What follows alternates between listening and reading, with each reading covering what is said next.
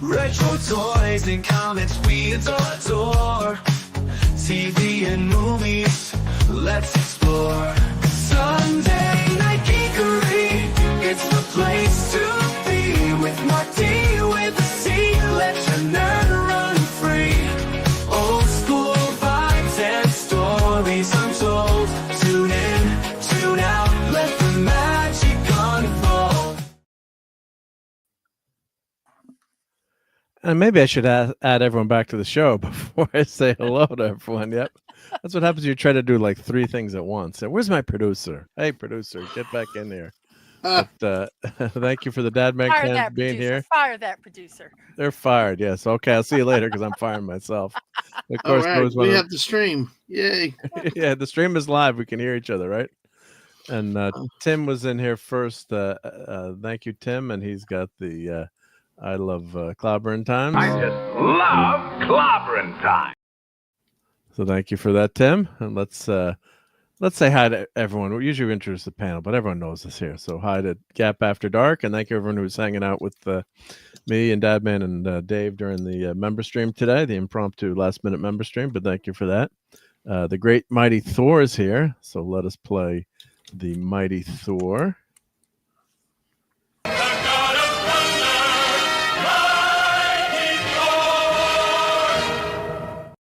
And while we're doing that, okay, we got to get Dadman in the route here. Never that way. God damn it, Mark! Jeez. And ladies last tonight, unfortunately. I'm bad, but here we go. Where'd they go? Right there. Oh, screw you! There we go. Oh my goodness. That was hilarious. That was a classic moment. Not rehearsed, all in the natural flow of the streams. That's what makes it so beautiful. It wasn't AI generated. No, not AI generated, scripted, everything else. All live in one take as it happened. Yep. And hail to Claude Salling. Hail. And Donnie is here. Hello, Jonas Donnie. Brothers raid. Hello, Marc D. I hope all is well. Despite the passing of George Foreman, Power Rangers fans rejoice that new series is coming to Disney. Yes, I did see that, Donnie. Yep. I did see that. And whenever I see Power Rangers, George Foreman passed away on Friday, right? Oh, was it Friday or Saturday? Oh, goodness. Yep. It might have been yesterday. Or at least I think I heard yesterday. I forgot to say something. But yeah, we'll talk a little bit about that too. Yep, the great George Foreman of George Foreman Grills and boxing. I think more people know him for his grills, but or the fact that he named all his kids George Foreman. Yeah, because when someone said, when George Foreman died, they said, "Which George? Who?" I was thinking, was it him or his one of his kids? Unfortunately, right? Yeah. Yeah. And one of the New York Yankees was starting with tragic news tonight, but George did have a great life. But one of the New York Yankees, his 14-year-old son, passed away at age 14. They were on a family trip, and it was the son of. He'd been retired a couple of years. What was the? I'm trying to blank on the Yankees player. Let me Google it. But he had passed. It wasn't LeMahieu, was it? No, he's still playing. It was.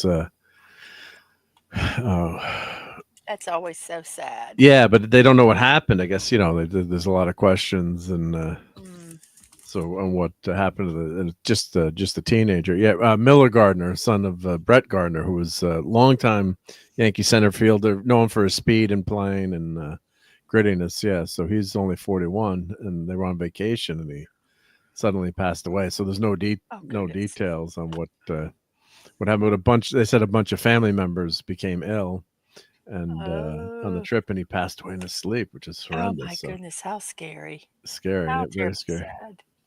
So hail to Agent Atwood. Yeah, so sorry for the sad news. Yep. And Donnie says, Hasbro is going to co-produce the Power Ranger series alongside 20th Century Fox TV, or there's no more 20th Century Fox anymore, I guess, right? But I did see the news on the new Power Ranger series, and I saw some really cool costumes. I'm guessing that was just a mock-up or a sketch-up of those what it could be, but or Donnie would have instantly recognized it. I think. Yep. Oh, George Foreman was Friday. George Foreman passed on Friday. Thank you. Yep. So I remember watching the basketball games and it flashed across the screen. So so sad. Yeah, very sad. But he had a great long life. Yep. And in fact, he didn't name his daughter George or Georgina. Yeah, probably should have. Yep. Gardner had been retired about a decade. Not that. That just seemed like just yesterday. That's always my joke with Gardner's been gone that long. I'm stuck in the past, Phantom. But yeah, he was a great outfielder. So, for the speed game. Yep. He retired following 2021 season. So 14 seasons in the major leagues, all with the Yankees. Yeah, so 2021. That's not a decade ago. So, but usually you're right and I'm wrong. So I'm usually can't. I'm not so secure in my knowledge these days. So, and hail to Brian Hepburn. Yep, great to see you again, Brian. Thank you for supporting the channel. So 20th Television used to be known as 20th Century Fox Television. So are they still? Is that independently from Disney? Then is that totally separate? I guess that's separate from Disney. That didn't get bought out with the wasn't part of the buyouts. I guess, right? I'm assuming so. I have no idea. I thought it was, but I'm not sure. I think some parts got split off, didn't they? Some did, but I think a lot of it stayed with Disney. I think like Simpsons are one of those things that could be getting caught up in the theme park wars and stuff like that. So. Oh yeah, because like ironically, Universal has some cool Marvel rides. They have the rights to Marvel in Florida. Mm-hmm. So the Disney parks can't have any. I think Marvel for Universal's east of the Mississippi. Right. That's why they have Islands of Adventure, and they have all that down there. But of course, that was before Disney owned. Right. Disney didn't own Marvel at the time, so correct. Yeah. Yeah. So, it's so. Because I mean, it's one thing to replace the Simpsons area. It's kind of dated for an old TV show, but they'd have a lot more, I think, to fix or change with the Marvel Island because it's an island concept. So wait, so what are they doing? This is at Universal. Mm-hmm. They're getting rid of the Simpsons he said area? if they did. If they did, there is some talk. There is some talk that the Simpsons ride and the whole area may be gone. Like the questions about how long Marvel stays at Islands of Adventure too. But see, at Islands of Adventure, it's all like got its whole section of the park, which is bigger. At the Simpsons, they have like 2 rides, I think. Yeah, no, the Simpsons area is not that big, right? Right, I mean, but you'd have a lot more. You'd have to change. You'd have like 4 rides, I believe, at the Islands of Adventure. You'd have to change, but there's always been the speculation, and who's going to do what when. I think there's more credible talk about the Simpsons ride being replaced first, and maybe in the next few years, because that's actually one that's the original ride, but people were upset when Back to the Future was replaced. I love that Back to the Future ride. Back to the Future so was amazing. So yes. Mm-hmm. Oh, that ride was incredible. That ride was so good. I remember we got there really early, like one morning at 8:30 before the park like just opened. And I don't think it's as crazy now. I think it wasn't as crazy back then. I could be wrong. But I think we rode it like 3 times in a row. Oh yeah, you can do that. Yeah, you can do that depending on time of year and getting there really early. So and we're like, let's just go again because the ride's so good, and it's not that long either. What is it? 10 minutes or something? And then we got off again. Maybe like, 5. Maybe 5. 5. Well, yeah. Okay. Yeah, that's true. Right. Yeah, the queuing I think the cycling. But no, they had multiple units there anyway. You're not in right. But have you ever? Just kind of like Star Tours where it's different. That's what they did with the Simpsons. They just used the same setup and just put a different movie. But did you ever ride the Simpsons? Have you been there since the Simpsons? Yeah. I will say they did a good job because it had a good ride. The animation and script was funny to go with, and the pre-show was really funny. Marge, Maggie becoming giant size from being radioactive. It was. Yeah. I thought they did a good appreciated that job. they didn't family friendly it. They You know, just there There's was still some. it was Simpsons. Yeah. You know, they so that I appreciated that. You think the Simpsons is not as popular anymore, guys? no. I think the biggest common thing is this: after the 10th season, it's like it fell off the tracks. After they made the Simpsons movie, that was the last thing that they did that was even a throwback to the original years, the first couple seasons, where they were really great. And no, I don't. Just I they've been think around that's the way general too long. consensus too. Is that like everyone says they love the first 10 seasons, and Conan O'Brien was actually wasn't he a writer on some of those Yeah, I early think seasons? he was too. See, I Yeah. loved it because one of my favorite episodes was the camping episode. The missus will tell you, it's like I'd be Homer Simpson entering the woods. You know, that's hilarious. Well, here's one of my favorite quotes, and this is very early on in The Simpsons. This evening, I shall go for the squid platter. Ew. With extra tentacles, please. Mrs. What happens when we go to seafood? Every friggin' time. I like squid platter with extra tentacles. Yeah. Every time. Yeah. Every time the kids knew it was going to happen. Yep. And how many I've used that line like maybe 1,000 times. Because I love it is. It's a great line. And the voice delivery is just so great. I love the way in that scene he also changed the letters on the sign to Cold Pet Rat. Yeah, Cold Pet Rat. Just great humor. And I think I do have a couple of other Simpsons. I got to organize my clips a little bit better. Someday I'll just waste an afternoon doing that. But wish you would just get them better. It's just that production assistant. Yeah, let's see here. Where's my Simpsons quote? This is one of them. If I can find it here, it was Grandpa Simpson, and I know I got to have it here. I got to have it. But it's just and when I was watching TV, watching the show when this clip aired, I was like, I can't believe they just said this. This is just so freaking hysterical. Just so well written.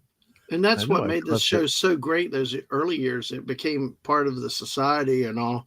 And now they've gone on to where it's been done other places, or they're just retreading stuff done elsewhere. Yeah. You know.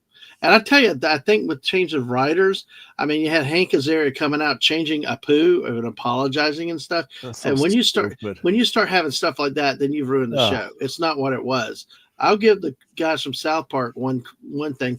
They have stood firm in whatever they do, whether it's South Park, Team America, World Police. They don't apologize. They offend everybody. And they've risked their lives for certain things too. Yes, they have actually. Yes, I won't even mention what they've done. Right, we all know what that is, including one that they had something stuffed in the back of a U-Haul. Just anyway. Yeah, no, but I mean, there's exactly that. Groundskeeper Willie for the win. Yes, buddy. Hey, buddy, how's it going? And Captain Infinity here. The time you want me, Lamy. Great to see you. Napoleon's Minion. Oh yes, and we should let me just upload this clip, and we'll show what Mrs. is doing. But I'm just in the middle of uploading this, finding this great clip that I love. So let me grab that. But it's just and I mean the show's been on 25 years now, The Simpsons, or it needs to say goodbye. Yeah. What are the ratings for that show? Does it still get decent ratings? Or I haven't watched it in years. I don't watch American television hardly ever, so I don't know. I mean, maybe they're just making money on the syndicate, just having it streaming, or who knows? I mean, they got to still be making money, right? You don't do stuff to lose money like Disney. I mean, well, now Fox is owned by them, aren't they? We're going to talk about Snow White in a minute, but by the way, just to Apollome's question, yes, Mrs. is doing diamond dot painting. Yes. Oh, is that? I'm sorry. Sorry. There's a question out there. So it's diamond dot. Yeah. Yes. Oh, here I found my. When you go to talk about it, then I'll talk. Yeah. I'm just trying to get this. Nothing like waiting on a clip to load. I Well, understand. because I think I deleted it because I had too much. I didn't have enough room. I hope this fits. Yep. Yep, Here we Phantom Outsiders started. The first episode was a Christmas episode in 1989. Of course, they appeared on Tracy Ullman's show as a little Yes. short sketch with really crude drawings. But yeah, 36 years. Yeah, because I used to love the Tracy Ullman show and watch that, and they had there was just segments. That was a good show. Yeah, and The Lion Sleeps Tonight. She always used that song, and then The Simpsons were actually in a short that they showed in movie theaters. I just remember seeing it. I'm like, oh wow, the Tracy Ullman, Simpsons characters made it to the movies. So I think this is one of the greatest lines in TV history. Then we put your name on the script and sent it in. Didn't you wonder why you were getting checks for doing absolutely nothing? I figured because the Democrats were in power again. You're a lying dog-faced pony soldier. Oh, God. Oh, my gosh. But I was just reading it, and I was like, I can't believe they actually had something that wasn't, a pro Democrat on the show. I mean, you got to have equal time and be able to laugh. That's one thing that laugh at everything. with South Park, they are equal opportunity offenders. Yeah.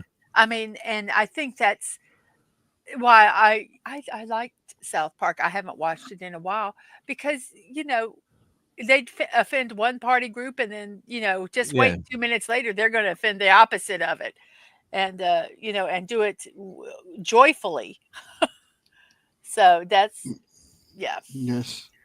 So in Big and Jew, Go ahead. so explain to people how this works for us dunces out there with little what I'm brains. doing is called diamond painting. This is a cheap diamond painting kit. I got this at Dollar Tree. It cost $1.25. This is cheap, so it is not the best quality. It's on paper, cardboard instead of a canvas, but they're fun to do. Well, it's $1.25. Yeah. It's I'm not complaining. I'm just, Yeah. I like doing it. And what you do, it's kind of like a paint by number, but you're using little, they're called drills. These are little drills. And you take and you pick them up with this little pencil that has wax on it, and you pick it up and you put them on whatever number it is. So it's not a suction cup, it's just sticky? No, you put some wax on it. So it's a little stickiness.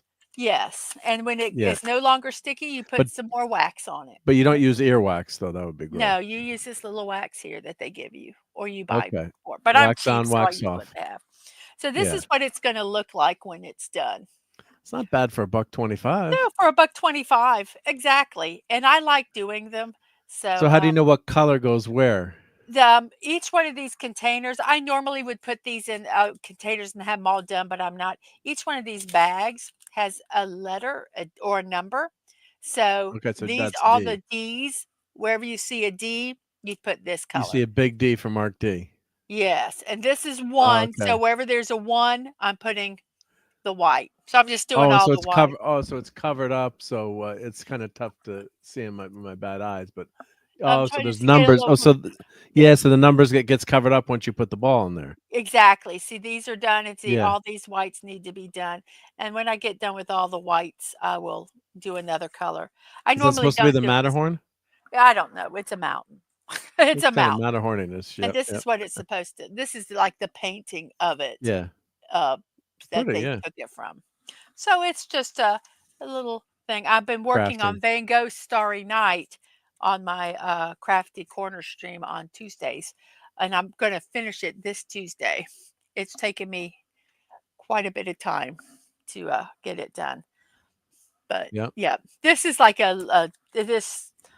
this probably will take an hour and a half to do, maybe. And you have to coat it with anything after, or no? It's just fine the way it is. I do, because see this right here, that's not going to have anything on it, is sticky. Yep. So if I don't, as you know, dust or anything, so I seal them. These Do you put like the puzzle glue over it? Is that a good way to do it? They sell the puzzle. They have puzzle diamond glue, painting clear. sealer. Okay, it's probably just like the puzzle. That or I have a Mod Podge. Yeah, just Mod something Podge, just to cover it. But yeah, that's basically. Do you like the Mod Podge better, or that you like the? I like the Mod Podge diamond painting one. right here for bigger projects, bigger things, because I Okay, brush yeah. it on with a foam brush or a paintbrush. This is nicer for smaller things because it's got a little dabby thing on top of it. Okay, so it doesn't go everywhere. Yep. Yeah. So it's just And some of the Mod Podges add like a layer too, don't they? Like depending which Mod Podge you're using. yeah, some of them they're you want a lot of them they don't recommend covering them or putting a glaze on them or a cover, but I do because of the dust and everything Yeah. because it kind of takes the sheen away. These aren't the best, but Yeah. if the light kind of hits them, they kind of glitter a little bit and there's, Mhm. some refraction and stuff. But let me turn this light on and see maybe I turned Yep. this light off because you can kind of see how they see how they kind of sparkle a little bit. Yeah, no, If the it's gonna light be hits nice. them, Yeah. I That's a turned that fun off thing to because do. it's Yep. blinding me. Yeah. But yeah, Just I like the process of it. It helps me focus my mind, nice. keeps my Yeah. hands busy. And So yeah, I don't you know what they say about idle hands, but Phantom says in 89 at 1989, so 36 years, so not that long ago. That's our joke together whenever I say something. It's not, And 36 Mrs. years not old, that that's long ago. nothing. Mrs., do you have one of those higher quality ones like the unicorn you can show that's finished? Oh, I made this one. These are for Dad, man. These are not necessarily higher quality, but they're a little better. This one Little has a better little hit. glittery stick on it. Oh, So unicorn those here. really Like are sparkly. I made this for Dad, man. cute. Yeah. So he's got a Yeah. little. You should bring that to work. Put that on your wall. I Everyone told will him he needed. I have two respect of my them. authority. I have And two of Steve them. says, "Yeah, Mrs. Dadman is moving to Poly Minion space." So, yeah. Apollomies works on these too? Oh, she does some amazing stuff. She did for Clobberin' Time. She did an amazing thing, and she's working on a Micronauts one for me, and she did a really nice one for Kel too, if I'm not mistaken. Yep. Well, I'm Some really looking cool to stuff. get Yeah. one for diamond painting from the video game Destiny, Cade 6, who is like my favorite character. But I'm all for I hate to say it, I'm cheap. Yeah. I'm cheap, and and some of these things are freaking expensive, and But I it don't seems know. like they took off lately. Diamond Paint. Is it like They took off like in when everyone was forced to stay home. stay home? A lot of people got them started with it then because you could order them. It was something they could do. Yeah. And that's when it really, really took off. It's a very big business now. I could spend tons of money just on pens. I got this Wow. on Amazon with a whole kit with other stuff for like $10 or $12. Yeah, not too expensive. People Yeah. would take and buy a pen, and they have spent $70 on not any of these, but just this pen part. And I'm like, yeah, no. So I'm a cheap. I Yeah. just Well, that's the thing now with monetization. You can actually hopefully help pay for some of those too. So Yep. yeah. Send Mrs. the beads. Yep. Oh, and Mark. But what's the Mark, difference? first off, let me say thank you. I have gotten the battle bus, and I'm going to be building Awesome. it on Friday. Oh, great. So thank I'll you, have to be there. for your Try to be there for that contribution. one. So Oh, I'm glad to send you a small little birthday. Yes. Yeah, Oh, yep. thank you. It made me very happy. Giving is So- always more fun than receiving. And I have Bullshit. not opened Just up kidding. No, it the is. actual. I have not opened up the actual box yet. Okay. So I'm going to open it on stream. I mean, I took it out of the Yeah. the shipping box, but Yeah. the actual product itself, I haven't opened it up because I'm going to open it. How many all on pieces is it? Friday. Must be quite a few pieces, right? I have it's a big box. It's a humongous box. Nice. But I mean the box. Could you hang it itself, from the? Could you hang it from the ceiling? I have no idea. I haven't put it together yet. Yeah, I'm wondering if you can And I hang it haven't from the opened the ceiling box. to take up less room, because that's my go-to route if I'm running out of room. Yeah. When I run out of room, I'm I gonna need another hang stuff book. from the ceiling. Well, what's so cool looking at the box, which I can't really. It's huge. You can fit 1, 2, 3, 4, 5. 1, 2, 3, 4, 5. It has 5 rows of seats plus the bus driver, and you can fit the minifigures in there. So it's going to be Nice. fairly big. Yeah, no, that looks And like it it really says looks like it a really has. cool kit. It only says it has only 954 pieces. I wonder if some of them are really big pieces. I maybe. think they are because if you kind of look at some of the the bus connectors, pieces. Yeah, they're big. The balloon are like just 4 Okay. pieces. So unlike ones like you get when you like you can go to some of those brick places and you can buy patterns that people have made. Mm-hmm. This one's got like I think a lot of custom size. So Yeah, big stuff. where Yep, yep. where they would do other, but it looks it's going to be fun to do. I cannot wait to do it. Well, and hell again to JT Kirk. He says, I just logged in and Biden accused me of being a lying dog-faced pony soldier. Well, because you asked. You're a lying dog-faced pony soldier. Gosh. Great to see here, JT. Oh my goodness. That's just such a great. I wish he was facing the other way when they clipped that. Yep. Pony boy is duly offended. Yeah. Yep. And Phantom says, I rather hope that Einstein was correct and time is circular. So hopefully the Simpsons will be long enough to get good again. Right? We could hope. Yep. I doubt it. Yeah, no, yeah. The state of American television, I doubt it. And AM made that. Yeah, I saw when I got to when we went down for Mike's Memorial. Did see the Clobberin Times GIF that AM had made for him. So it was really, really awesome. Yep. Mm-hmm. Want to see what diamond painting? Oh, sure, of course. Yeah, that would be great. You put it in the if you want to put it in the Discord. Yep. Let me get. I have Discord open. Yeah, here. I think said that she might have done that. Yes. Already. Yeah, she had already shown some of it, but let me get back into the Discord here. Let's see. Did Just you put like it I say, in? this is one of those keep my hands busy.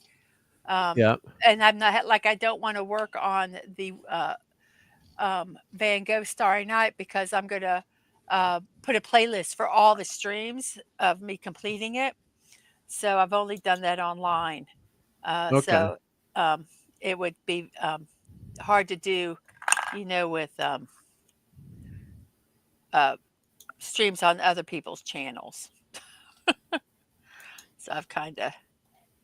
Yeah, let me show this, which is really cool. Oh, that's going to be awesome. Yep. So let me share my screen here. And I'm still mad at them from changing it to present. Put share screen back. Present. Oh, yeah. Highfalutin. So this is going to be a dinosaur. Oh, yeah, that's really nice. cool. Nice. That's nice. So is that beads too as well? Is that? Yeah, it's they're called drills, or some people call them diamonds, but they're square though. They look like they're square. You can get square ones or round ones. I'm doing round ones. Okay. I don't mean to be answering for no Apologies, but it looks like you would know. Yeah. I would never know. But yeah, so it's the square ones, and then are there numbers on this? Yes, it's the exact same way as this one is, except better quality. Yeah, it's a better quality. But I can't see those numbers on there. Well, she's got them covered with. I mean, they're covered. Oh, with, now I can see it if I really look close. So take my glasses off. Yeah, on that left-hand side. See, I've got like this paper here to cover, and that's what you do, and you take off a section at a time to work on. Gotcha. So that the whole thing's not exposed, and then your hands don't stick on it or anything like that. Oh, okay. So there's either release paper. Apologies. I have learned to use parchment paper that like you use for baking, and that's what I normally cover my diamond paintings with, instead of using the release papers, and I love it, and it's cheaper. And that's what I used to make pizza. Yeah, but if you don't like it, you can use it for cooking. For cooking. And I was really nervous when I first put it on one of these paintings, and so I stuck it in a corner, and I rubbed it, really hard, and I let it set to see if it would stick, and it doesn't. Okay. It peels off. So that's a. Good night, Agent Atwood. He's probably gone now. I apologize. I'm just catching up to the chat. But have a great week, Agent Atwood. But I use the. I don't like this overlap stuff. It bothers me. So when I use the parchment paper, I just use one big sheet, and then I cut the sections out that I want to work on. Yeah. So, but it's very cool. Too much information for this. For people who are like, I don't really care. Sorry. I get Oh, and excited about my Apollo says that the Star Trek picture was the largest picture, and the thing one was very big too. Yeah, it was beautiful. Yep. So very, very awesome. Yep. And hail. I think I said hi to Brogo, but if I didn't, let me make sure I say hi again. Yep. And then Phantom says, giving beatings are way better than receiving. Yes. Like I said, this is just a cheap one that I really enjoy the process of this more, but I like to do stuff that I think is pretty. Yeah. But but if somebody wants to try it out, go to Dollar Tree. It will give you the basic experience of it, and you can Yeah. say, I like this, or I hate it. And if It's you not for hate it, me. you can throw it away, and it's only $1.25. Right. Because I have told It's fun, probably everybody. fun to do like you're watching TV or something. Yeah, yeah, Yeah. yeah. I tell people, I've always told them, I said, if you're doing a craft and if you don't like it, stop. Don't make Yeah. yourself finish it. I don't care. That's why I Yeah. always try to start with something that's not really expensive, because Yep. then if I hate it, I just stop. Yep. Life is too short to be doing something you despise. We know what this general said. It's a trap. It's a trap. Yes. Sometimes it is a trap. Right. And thank you again for everyone hanging out with us on Sunday night. And hail to Foil Out Dave. Great to see you. Too hip to be square. Huey Lewis in the news. Yep. So everyone's saying hi in the chat. Yep. This is the way. Oh, I guess Brogo is headed out for the evening. So great to see you, Brogo. Yep. Joy becoming weak. Oh, try not to enjoy that. Yep. Have fun with the rest of the stream, I guess, buddies. Everyone's going out early tonight. That's What's wrong okay. with I you know we guys? got work. Come on. Oh, the coming week. Oh, the coming week. Enjoy the coming week. That's okay, bro. Yeah, I was trying to do. I know with the keyboards and the chat and the autocorrect and yeah, it's especially if you're on your phone. I've actually put a third monitor. I'm using a third monitor now, and it's really. So you can watch the tournament. Yeah, no. That's Dadman's thing, not mine. Yeah, good thing she can't stream when I'm watching the game. At least when Florida's involved. He's we have to talk about that tonight. He's very loud. That's all I'm going to say. See how nice I am to actually have Dadman on my channel, being a massive UConn fan. Yeah, twice in one day. Yeah, we heard there was a little bit of a choking. A choke. Yeah. Oh, good. Well, I wouldn't even say choking. Actually, I would just say like really bad shooting throughout the whole game, because UConn only hit 4 3-pointers out of what, like. But 20? if you were listening to Dadman, you would have thought something completely different. Yeah. Oh my gosh, though. I went in and I said, "Hey, listen, you gotta chill a little bit." He was very animated. And I predicted Florida would win in my tweets. I predicted Florida would win in my tweets. At what time was it? Let's see. Yeah, you thought Florida Clayton was going to win it, and you ended up being right. And I'm sitting here responding, or just had said, "Hey, UConn's got this in the bag." But you know what? I do have to say something. I did see like that the press conference or whatever with the coach. Yeah. Oh my gosh, what a wiener! I thought he was really good at the press conference. He was like, "What did he? I didn't see the press conference. I just saw him like for like 2 minutes. Usually, this was before. This was the day before. It was like, if you can please go, instead of just saying, "Hey, other teams, fans, come over and support us. We want to whoop Florida's butt. Come be, that extra support." Yeah. No, there's a press conference on Friday or Saturday. I didn't see that one. Oh my gosh, it was such a whiny. Normally, I don't care, but I just wanted to say, stop it. Oh, he kept going today. Mark, I think I tweeted you on it earlier to watch later. He's walking out.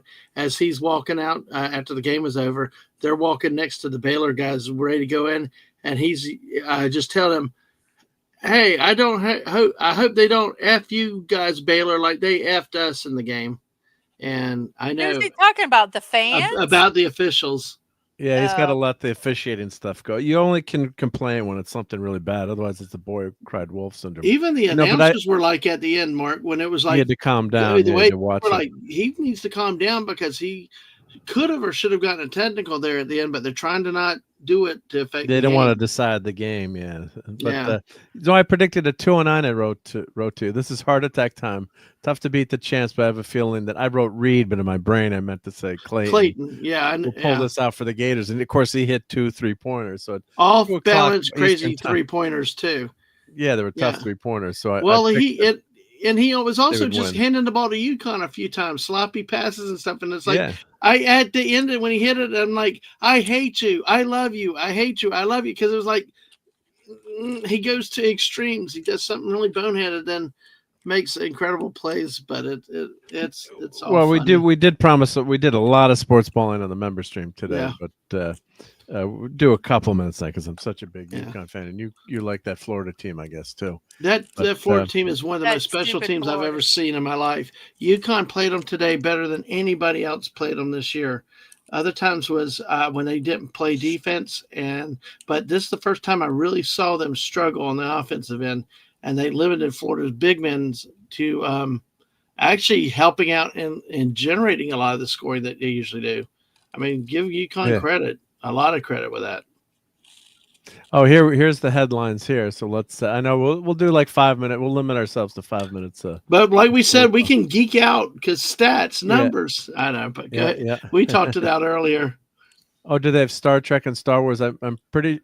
I don't think you should eat them. But I think you can do them in teasing you gap. Yeah, they're diamond. Yeah, called diamond paintings. I would if I made Dippin' Dots out of Star Trek or Star Wars, then I would eat those suckers after, but they would not last. I'm sure they do. They do. I bet you they do. Right? They got to make Star Trek diamond paintings. Yes, they probably do. Right? They have a lot of licensed stuff you can do. You can get. I'm like I say, they have video games. They have movies. You can actually go to some sites that are not that they will. Do the some of the stuff that they don't. They steal the art. I'm just gonna say. Well, they call them drill. They call them and they just redo it, right? Yeah. So, they call them either diamond painting or drill. They either call them drills or some people call them diamonds. I don't know why they call them drills, but because they're drilling into the beads, maybe. I have no idea. I really guess. don't. I don't know. Total guess. Total. I have no idea. I truly don't. Yeah. So here's some. I'll put a link into some on Amazon here. So here's a few. You can click on. There's a cool Spock one there. I'll show it. Actually, I'll bring it over. Let's see, this Star Wars, Star Trek. Yes, I'm sure. Yeah, you'll find them, and you wonder if some of them are licensed. From Amazon, they probably are licensed, but probably if you are. go to like Temu or something like that, they're not necessarily licensed. So AliExpress or something. Yes, you can get them real cheap, but it's because they're not paying a licensing fee, or their AI art, which some of them are really odd. Bad, probably, right? Yeah. Oh, here's the Diamond Art Club I found. Yep. Diamond Art Club is like the premier. $70 for Captain Kirk. Yeah, they're the premier art club. Yeah. So I don't shop there unless there's there. I might get. I'm gonna say I'm never going to, but it'll have to be something that I really, really want. To spend. I'll just throw that in here. Yeah, you can always. Yeah. But that is the premier. They're considered the best, right? Yeah. Yes. Let's see with the Star Trek collection. Yeah. But $70 is not bad if this is a big thing too. I mean. Oh, I agree, but it's still $70. No, yeah. No, it ain't cheap, but if I'm paying $70 for something, I'm thinking this has got to be like a poster size. Not necessarily. 25 by 30. Okay, so not too bad. 20 by 24. Not bad. And does the price change with the size? Yes, it does. Should be, right? Yep. And some of them, if you want the better detail, it's better, obviously, to get a bigger size. The word, what this kind of came from was, if anybody does counted cross stitch, if you can find patterns of those, you could actually, if they don't have any like partial stitches, you could translate those over to diamond paintings Oh yeah, it's just because the color. It's just the color scheme, right? but diamond painting, the color palette that they use is based on the DMC floss that is used for cross stitch and embroidery. Oh. So, Yeah, like it with does kind of those, look like that. Yeah. they'll have they usually have a list. They'll have like a number 1, and then they'll have the symbol, and then they'll have whatever the DMC number, which is the floss number. So like black will always be 310 because that's what black is on the DMC floss. So you could actually design one yourself and figure it out, or like I say, get a cross stitch pattern and get just a blank canvas and work it. That would be a little hard, but you could. I actually am gonna do one with, I found a free cross stitch pattern of that alien face hugger thing, and Okay. it Yeah. says free hugs. Free hugs. Yeah. So I'm actually going to do it on, let me see if I can find it. Do it on glass. And I've been Oh, kind of, interesting. you have to use an adhesive, but it's not going to be completely covered. So I've got just a cheap frame because I wanted to practice with it. So this, I got it set up.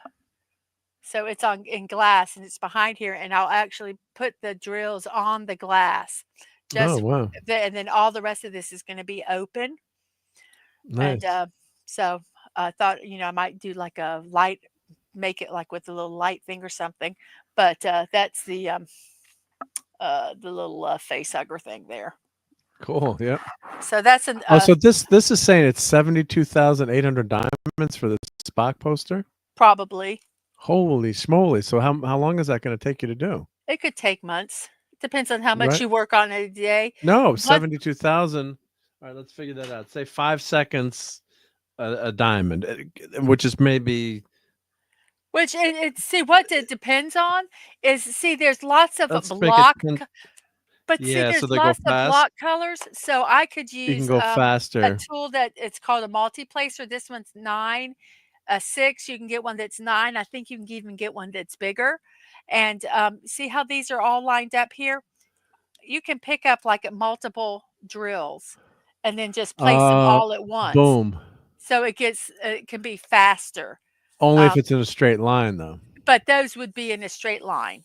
I will almost guarantee you this is not in a straight line. Yeah. Because that would be in a straight line because that is a full. It looks like it's a full. I might be mistaken. A full covered, which means there's diamond dots from one edge to the other. This is a partial coverage, which means you can see color in between it. They're not butted right up against each other. So if you did each dot at 10 seconds, that would be 3.37 days, I think. If I did my calculation right. I'm trying to calculate Mr. Spock, but if you did say 73,000 times so that would be 73,000, say just roll 73,000 times 73 123 times 10 seconds times 10 seconds. We're doing mathing on the Geekery. So obviously you just move the digit over twice. So that's 730,300 seconds. What's more geeky and geekery than math, The math. Well, you know what they say about math. That it's the devil. Math class is tough.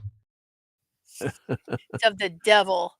Yeah, so 73,000, right? And so each minute is 60 seconds times 60. So 1 hour has 3,600 I cannot believe you're actually seconds. figuring that out. Yep. So 3600, right? So 730,123 divided by 3600. Oh, times, yeah. So that's equals 202 hours. Divided that by 24. So that'll give you days. So it's 8.5 days.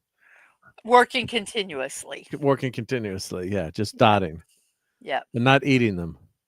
Not stretching, not Yeah. going to Not the going for food. bathroom, not eating. And Polly's Minion says, yeah, the Hulk poster was that she did. Thing Hulk was for Clobby was movie size, and the Star Trek picture was 4 feet by 3 feet. Mm-hmm. Wow. I'm doing the Starry Night, and it's only about 2 feet by 18 inches. And it's taken a while to do. Because Oh wow, this would be great. Oh, this would be cool. This Enterprise, yep. 47,000 diamonds. Wow. God, that's so cool. they are. They really Very are. cool. Now, what's the difference between this? I started doing a Wonder Woman one with my niece, and she lost patience. But with but you have to melt them. I got them at Michael's. Those are not diamond the beads. Those yeah, what are, do they call? Oh, what are they called? The beads, or they call them? I know what you're. I know. Oh wait, I almost left the stream. Oops.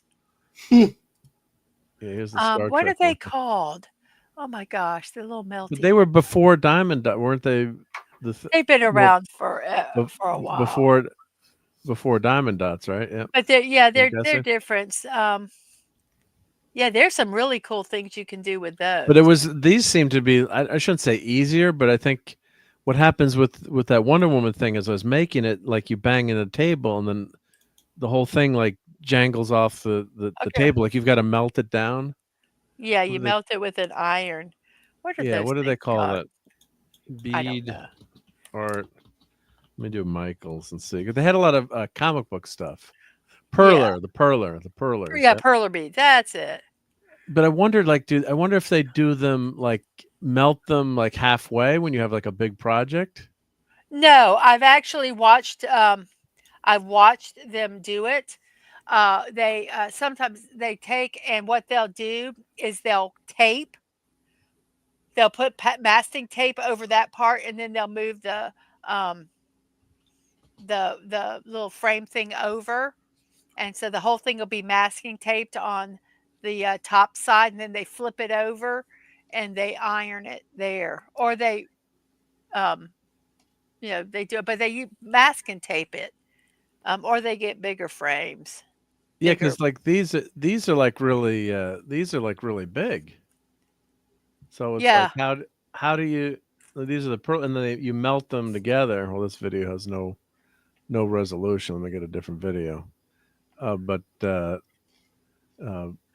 beads are I've watched them do like huge, like 1 foot, or I watch it on the app that you guys don't like watching, so I won't talk about it. But they have a lot of 1-minute videos. Yeah, see, like you put the board down, and like if you bang into the board, you're screwed. Well, I could take and sit and knock this over, and I'm screwed. Oh, they don't really stick in that well until no. This is the tray that has them. Oh, that yeah. You could spill this real easy. No, but once you put that onto the board, they're gonna stay. Pretty much, yeah. Usually, right? Yeah. Yeah. Let's see. So I just want to skip. Oh, I left the video here, but that parrot's pretty cool. Yeah. But my niece lost interest as I was doing it, so it's the same idea, I guess. But you're filling in these dots under the color coded under the panel, and you're putting it in. But I like it looks like exactly like you're using like a grid, the same as a lot of times the diamond paintings are. So yeah. Yeah, so she's then you iron over it. So, Right. but yeah. And some you can iron over one side or you can iron over both sides depending on what you want it to look like. Yeah, so that was my problem. I started doing Wonder Woman, and she started. Yeah, so this is really cool. Well, why Let me didn't put you her link in complete the it? chat. Yeah. I did start to it, but then I banged into it, and I had to make like Oh, a board that was holding it, and I I was got you. like, yeah, it was You just you just it got was to you just got yeah. it done. It was I got enough. to go back to it, but so here's reviews by But if you're Sarah. not So having let me fun give with her it, then credit for don't her do it. video. I was having fun with it until I banged into the damn thing. Okay, well then I'll show you the one that I was doing. Yeah, it was Wonder Woman. Let's see. Wonder Woman Perler beads. Eventually I'll get back to it. It's on my shelf, but yeah, here was the where was it? At Michael's. Yeah. Well, here's on Fleabay. This was the kit that I was doing on Fleabay. Yeah. Oh, that one's kind of cool. It's cool. Yeah, it's really cool. Yeah. That's So I neat. gotta finish it. Well, it's not. It's just her face. But I was like, wow, this is. But that's Problem cool. is, it's really big. So, which is great. Right. Being really big, it's nice. But and Michaels has all these kits. But I'm like, wow, if I'm having trouble with this and with my niece, then That's one hard thing with doing stuff with. I don't know how old your niece is, but with kids, she's was 12 at the time. Yep. they lose interest sometimes if Yeah, she lost interest. Yep. Yep. if there's not like this instant gratification. Yeah. So I can see that, but Well, let me catch up to the chat here. So didn't yeah, know this was admin. going to be a craft stream, guys. Did you? Yeah, it's good. Yeah, it's good stuff. Well, Yep. you got a pile of me. She's into this stuff. Looking at Yeah. chats, they've liked some of them and talked about different things, counting Carl Stitch and others.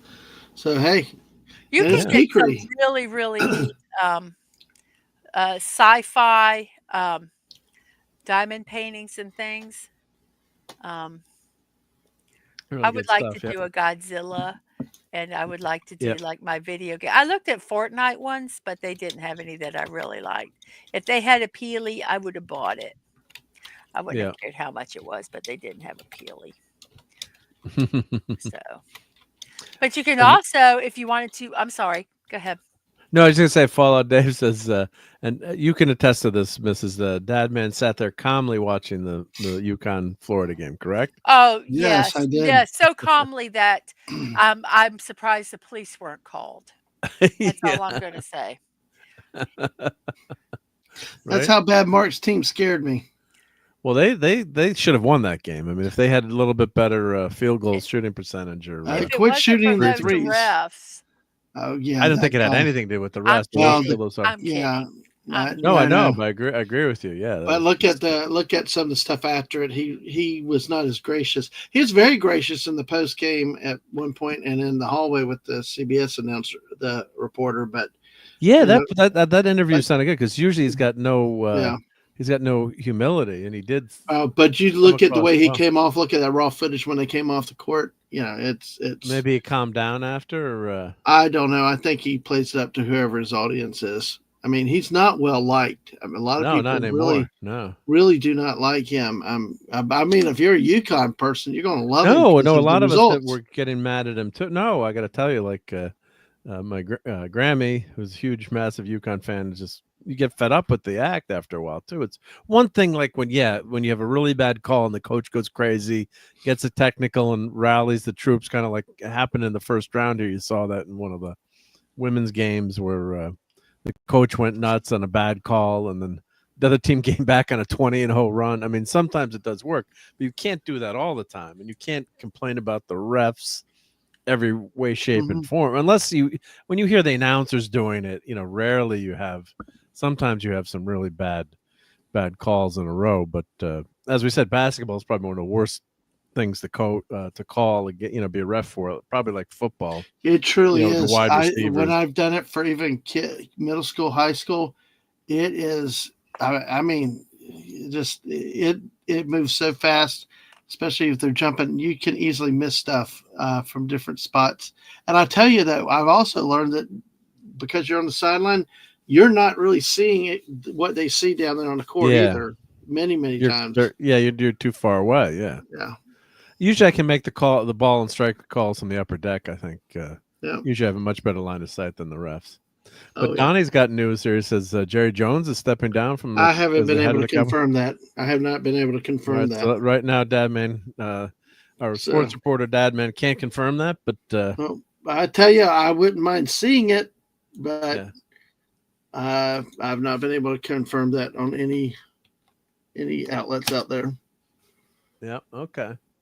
Well, it's usually. I mean, he would still be the team owner, but he's running it as the GM right now, or what's the setup? I think his son technically. It doesn't matter. He makes all the decisions and calls. He's the clown that decided to give Dak Prescott way more money than that guy's ever going to be worth. It tied up the friggin' franchise and a quarterback with all that money who cannot win a daggum playoff game to save his life, but puts up numbers in the regular season. It's just like our friend Clobber Time said. Unfortunately, got hurt last well, I don't think it really mattered with that team, but no, it didn't. But you hate to see a player get hurt. Like the great Clobber Time said, the curse of the Jerry Jones curse. With the way they treated Tom Landry. Yeah, he got the first couple championships, and that was Jimmy Johnson. That was not Tom. That was not Jerry Jones doing that, and of course ran him off. Got one title with Barry Switzer because he was his yes man, and then look at him. I mean, they even host playoff games at home, but can't beat the Green Bay Packers at home at any time. Yep. And hail to the comic vet. Sorry, I'm catching up to the chat here. Thank you for stopping by Sunday Night Geekery, and we are going to do some more nerd geeking out, but we're big sports ball fans here, so and we had fun getting out earlier because it really can. Yeah. That's what I said was if you go to an NCAA first round, you go from like noon to midnight, and it's just like it's a sports person's paradise. Like when y'all have a Star Trek movie coming out or something like that. That is like, or Lord of the Rings, and that to me is sports heaven for me. Stats, numbers, all the stuff, and it's just it's the best day for a sports person. So, we need to play. We've got a request here. For the nerds. So cover your ears because this clip happened to be clipped very, very loudly. Get those nerds! Nerds! Nerds! What? Yes. And Professor Archer's here. Perler beads. Yes, I'm catching up. The chat always has the faster than I do. Yeah. Their daughter loves them. Yep. My vaccinator does not. Yeah. They don't know. It is fun. And I was watching TV and I was doing it, but I think the Wonder Woman one was kind of on the big side, and I guess maybe if it's the first time you do it, get like one of the small ones. Yeah. So they can see because they don't see the what the results are going to be, and so they're gonna, if they see what it's going to look like, then they're more likely to do something that's a little more involved the next time. Yeah. That's for sure. Yep.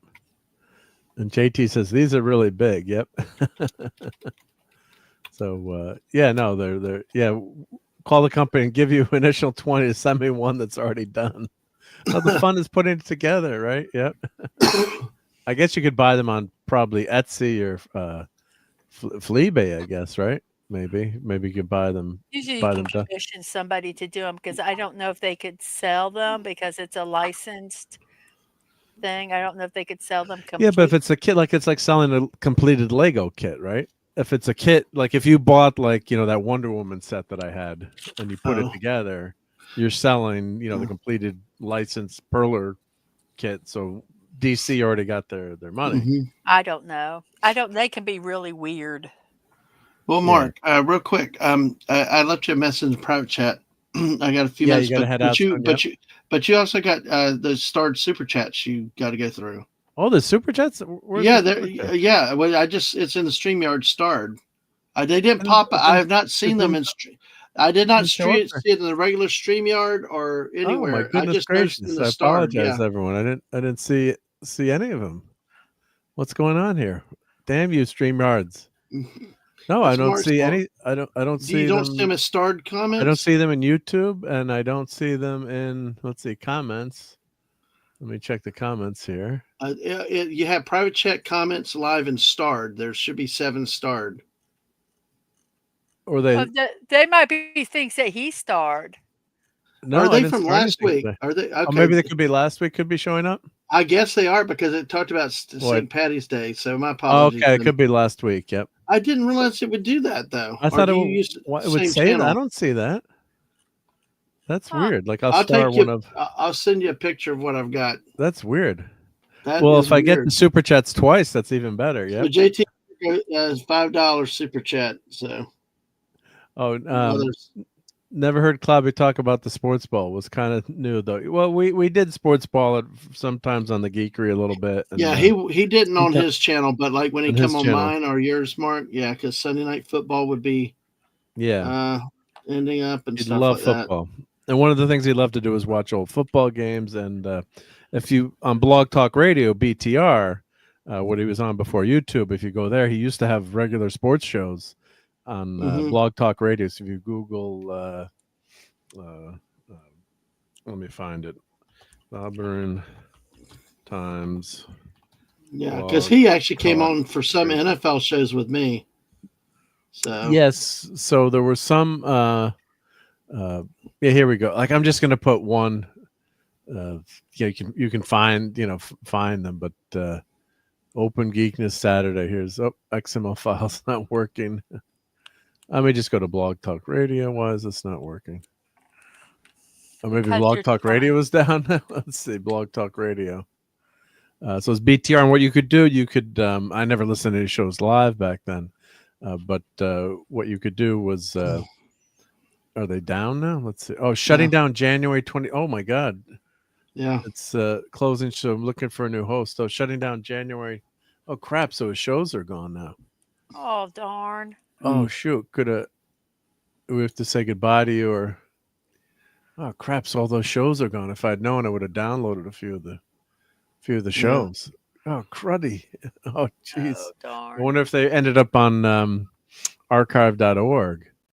Let me put this link in the chat because I would have just downloaded a few of the shows just to so you could have just to have. I'd gone back and listened to a couple of them, like the very first show. But so here, let me put my screen on here. Yep.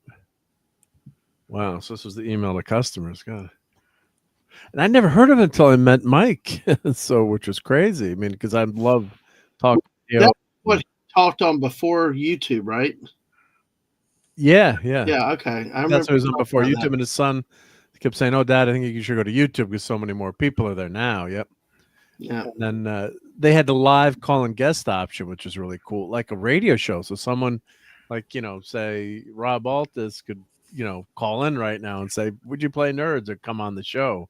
But of course, I could give the link out to someone, but that would make it more. Like a old-timey, wimey radio show. Yeah. So, wow. So they didn't even leave the streams up. So it's They might have completely lost the. Well, they just shut it down. So, sometimes they leave the URL out, no longer available. Wow. Yeah. 2006. Oh man. That stinks. So I would have liked to have. I always like archiving stuff. So yeah, Well, I'm sorry. Go ahead, Mark. Well, no, I was just going to say, homepage here is the homepage. Let's see what they probably just leave. That's the homepage, and that's it. So there's nothing left there yet. Oh. If you have any questions, please reach out to our team to ensure your content lives on. So what does that mean? Speaker.com. So I guess everything's gone then. I guess. Wow. That kind of sucks. Yeah. So I guess unless someone looks in the chat or knows something, but there's nothing to click on there. Like they probably did have an announcement, like hey, you have until XYZ. Just Right. never saw it. I just never saw it. So that's a bummer. And my dad says that sucks. Yeah, because you were on with Clobby probably in a lot of those shows. I'm guessing, Steve, right? Or so yeah. Oh, and Brian says even before this, they had the episodes listed, but you couldn't play or down them for a while now. Oh, gee. Yeah. So I wonder if archive.org. I'm going to go to archive.org. Or the Wayback Machine. Have to upload them to do that? Well, you'd have to download them. I'm just going to search the Wayback Machine. So Blog Talk Radio. Let's see if they have anything. Well, Mark, I'm going to quietly slide out now. I just want to say goodnight to everybody. Yep. Oh, I know you got to go, but do you want to just talk? Like I'm gonna drag you into this. Just we didn't talk this Yukon stuff, so just for 5 minutes. 5 minutes. Yep. Yeah. We're good. Well, I got you. So let me show this on the screen. So here's I guess gives explicit warning to barreler following ref. So I didn't see this. Yes, that's the video I'm talking about. That's the video you're talking about. That's what he's talking about coming off, and you can hear him saying, "They effed us. Don't hopefully they don't f you too, Baylor." Yeah. So it was like I don't know what game he watched. I thought at least if either team throughout most of the game got benefit of the doubt, I thought UConn got more, but I thought it was a decently officiated game though. I didn't see anything that was outrageous. I mean, he just wanted to be a whiny baby.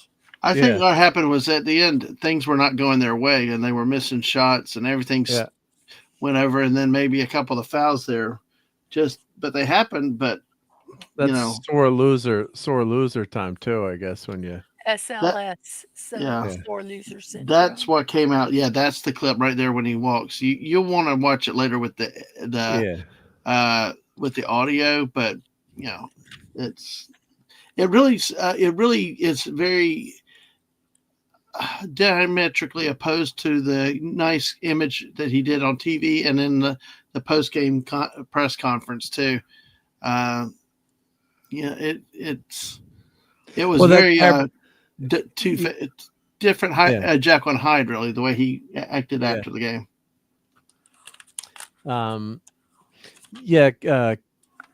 The Carabin drive on the Blaze. Yeah, that could have been a foul on Carabin, but that's not why UConn lost the game, though. When you like one call, I mean, what happened? Really, Florida showed their dominance at the last 4 minutes. They were able to overcome. They cut down on the mistakes. They turned up the defensive intensity because Florida had so many turnovers in the first half when they had a 5 or 8 point lead. Florida was really close to blowing that game open early, but they kept turning the ball over. But again, credit to UConn. Yeah, they controlled the pace, and they played Florida perfectly, better than I've seen anybody, even teams that have beaten Florida this year. They really did and I've not seen Florida's big men shut down like they were today.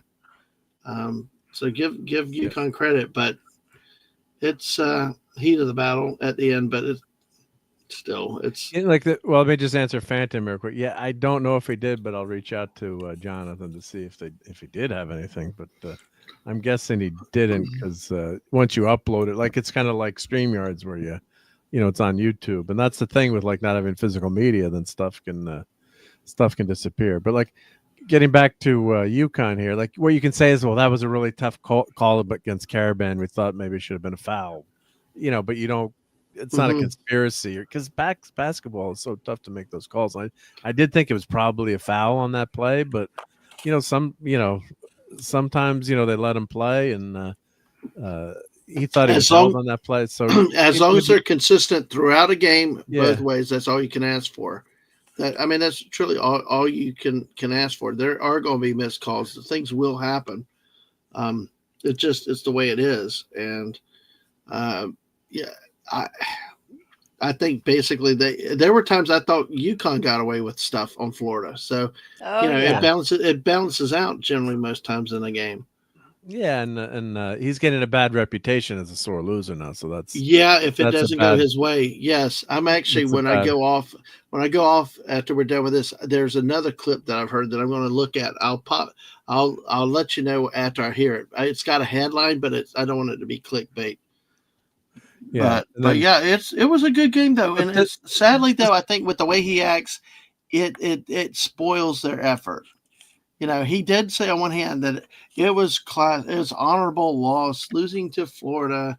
I mean, he said the right things on one hand, but then he goes out at other times saying different things, like when he came out and just the act runs old. I mean, it even ran old for Bobby Knight at Indiana. Finally, eventually, even a few national titles and then years of not winning a title, they finally just we don't need this crap anymore. Yeah, get rid of the chair thrower. Yep. Yeah. But this is a good quote here. There's some honor, I guess, in the way this went down. It's a tough loss. We played in a manner that gave us a real chance to win. Credit Clayton. He made some NBA level threes off the dribble to beat us. It took that for someone to put us down this tournament after winning, obviously, a bunch in a row. It's like those are the kind of quotes you want to hear from a coach. And yeah, maybe bitch a little bit about some calls or something. But he, so that's the only interview I saw after the game. I'm like, oh, okay, at least he was decent here. Yeah. So it's you just don't want that unless like we were talking a lot about Cloudy tonight, like when the Saints got robbed of that non-pass interference call. Was that the championship game or the Super Bowl? I don't. Oh, good night, Brian Hepburn and Manny's daddy's turning in too. Yep. Good night, Steve. I'm wondering if that was one of the one of the NFC playoff or championship games. I can't remember which one. Well, whichever game it was, it's kind of considered one of the worst no calls in history. Yeah. But yeah, those are the things you don't like. I think that clip, the clip that I had done of that referee was the ref on that play. So I think that's why. Here's the clip here. Let me just get to the money shot where you can see it. And I think that the guy's looking around for the flag on the Rams. And let's see what here's the call here, the play here. So this was what. I mean, that's not even like anywhere near close. Like, oh wait, maybe the timing was a bang. He wasn't even playing the ball. He's not playing the ball. He's not looking back. The receiver's going for the ball. He decks the receiver like that. Yep, that was in a playoff game. Yep. Yeah. Yeah. It's Man. like, how is that not called? I mean, easily they didn't. Yes. So that's that and Mike that one drove Mike obviously crazy, and all the drive anybody fans, crazy like anyone that. crazy. So that's just obscene. I mean, yeah. Well, it's like they say a foul 1 second in the game should be a foul at 1 second left in the game. Until the clock's run off, a foul should be a foul called consistently. It's a violation at one point, then it's a violation throughout the game. You don't swallow the whistle. I mean, those ticky tacks and stuff like that. Yeah, you don't want to decide a game, but something like that, it's just, that was horrendous. Yeah. So see, and Brian talked about there. Had to check what spread was at the sports book to know. See, that's one of the problems I see with the advent of modern sports, and it's worse. It's getting worse in college now that they're legalizing gambling in all these states. Like the meaningless 3-pointer today with UConn at the end. But of course, that's just the guy going for the 3-pointer. I mean, that was a long 3-pointer too. But you're right. But it made a difference because at that point, if you had most time, the teams just give up and don't even worry about it. But him hitting that 3-pointer, if you had the under, you lost at that point because if he helped those that were on the over. But and that's another complicated mess of an issue. But it was a great game though today between Florida and UConn, and there all the other 2-8, 2-9, 1-9 matches. I think Houston held off Gonzaga last night but the others were close, but then kind of turned out to be easy wins. This game, you got to give UConn as a former champion. They played as former champions, and several of those players have been through the back-to-back years. So, they gave Florida all that they could handle, and probably is going to bet they need to work on getting better with the free throw line and attention to detail and not being sloppy. And I think that they did suffer from that a little bit. Well, this is the other thing that was driving you crazy during the game, and I'm holding you over, but I know that's okay. Yeah, furious CBS cameraman just can't stop zooming in on UConn star lean. Yes. I mean, God, come on. I mean, if they had shown her like one or two times or something, or maybe after like a big shot, like if he'd won the game. Yeah. You could show the mom like you would think she was the only person in the stadium. It's one of the UConn players' moms. Stars, yeah. I mean, is she like famous or something? No, that's what was weird. Unless the cameraman had a crush on her or something. They kept showing her repeatedly. Just her, but not showing anybody. Yeah, you got to show a Gator's mom then, right? They finally did in the second half, I think. But they did show one. I had muted that broadcast team. That broadcast team. I like Bill Raftery, but the others are just. I mean, I actually had another rage tweet out there too. It's like, Florida had 53 the other night, and now they have what? I'm like, they played North. Yeah, I know. Come on, guys. I mean, it's like they don't get their brains in gear. Right. It's like, anyway, but that's not me. And she's not Taylor Swift, LOL. But that's been the biggest problem. They've been doing it a long time, but then can't watch a game without celebrities. Taylor Swift. Yesterday they had Spike Lee all the time. Yeah. I mean, you couldn't get away from Spike Lee with St. John's. With the McNeely kid. Yeah, it's like, come on, and they're doing it while the game's playing. It's not like coming out of breaks or timeouts and stuff. I mean, we're talking about somebody makes a shot and they go to them.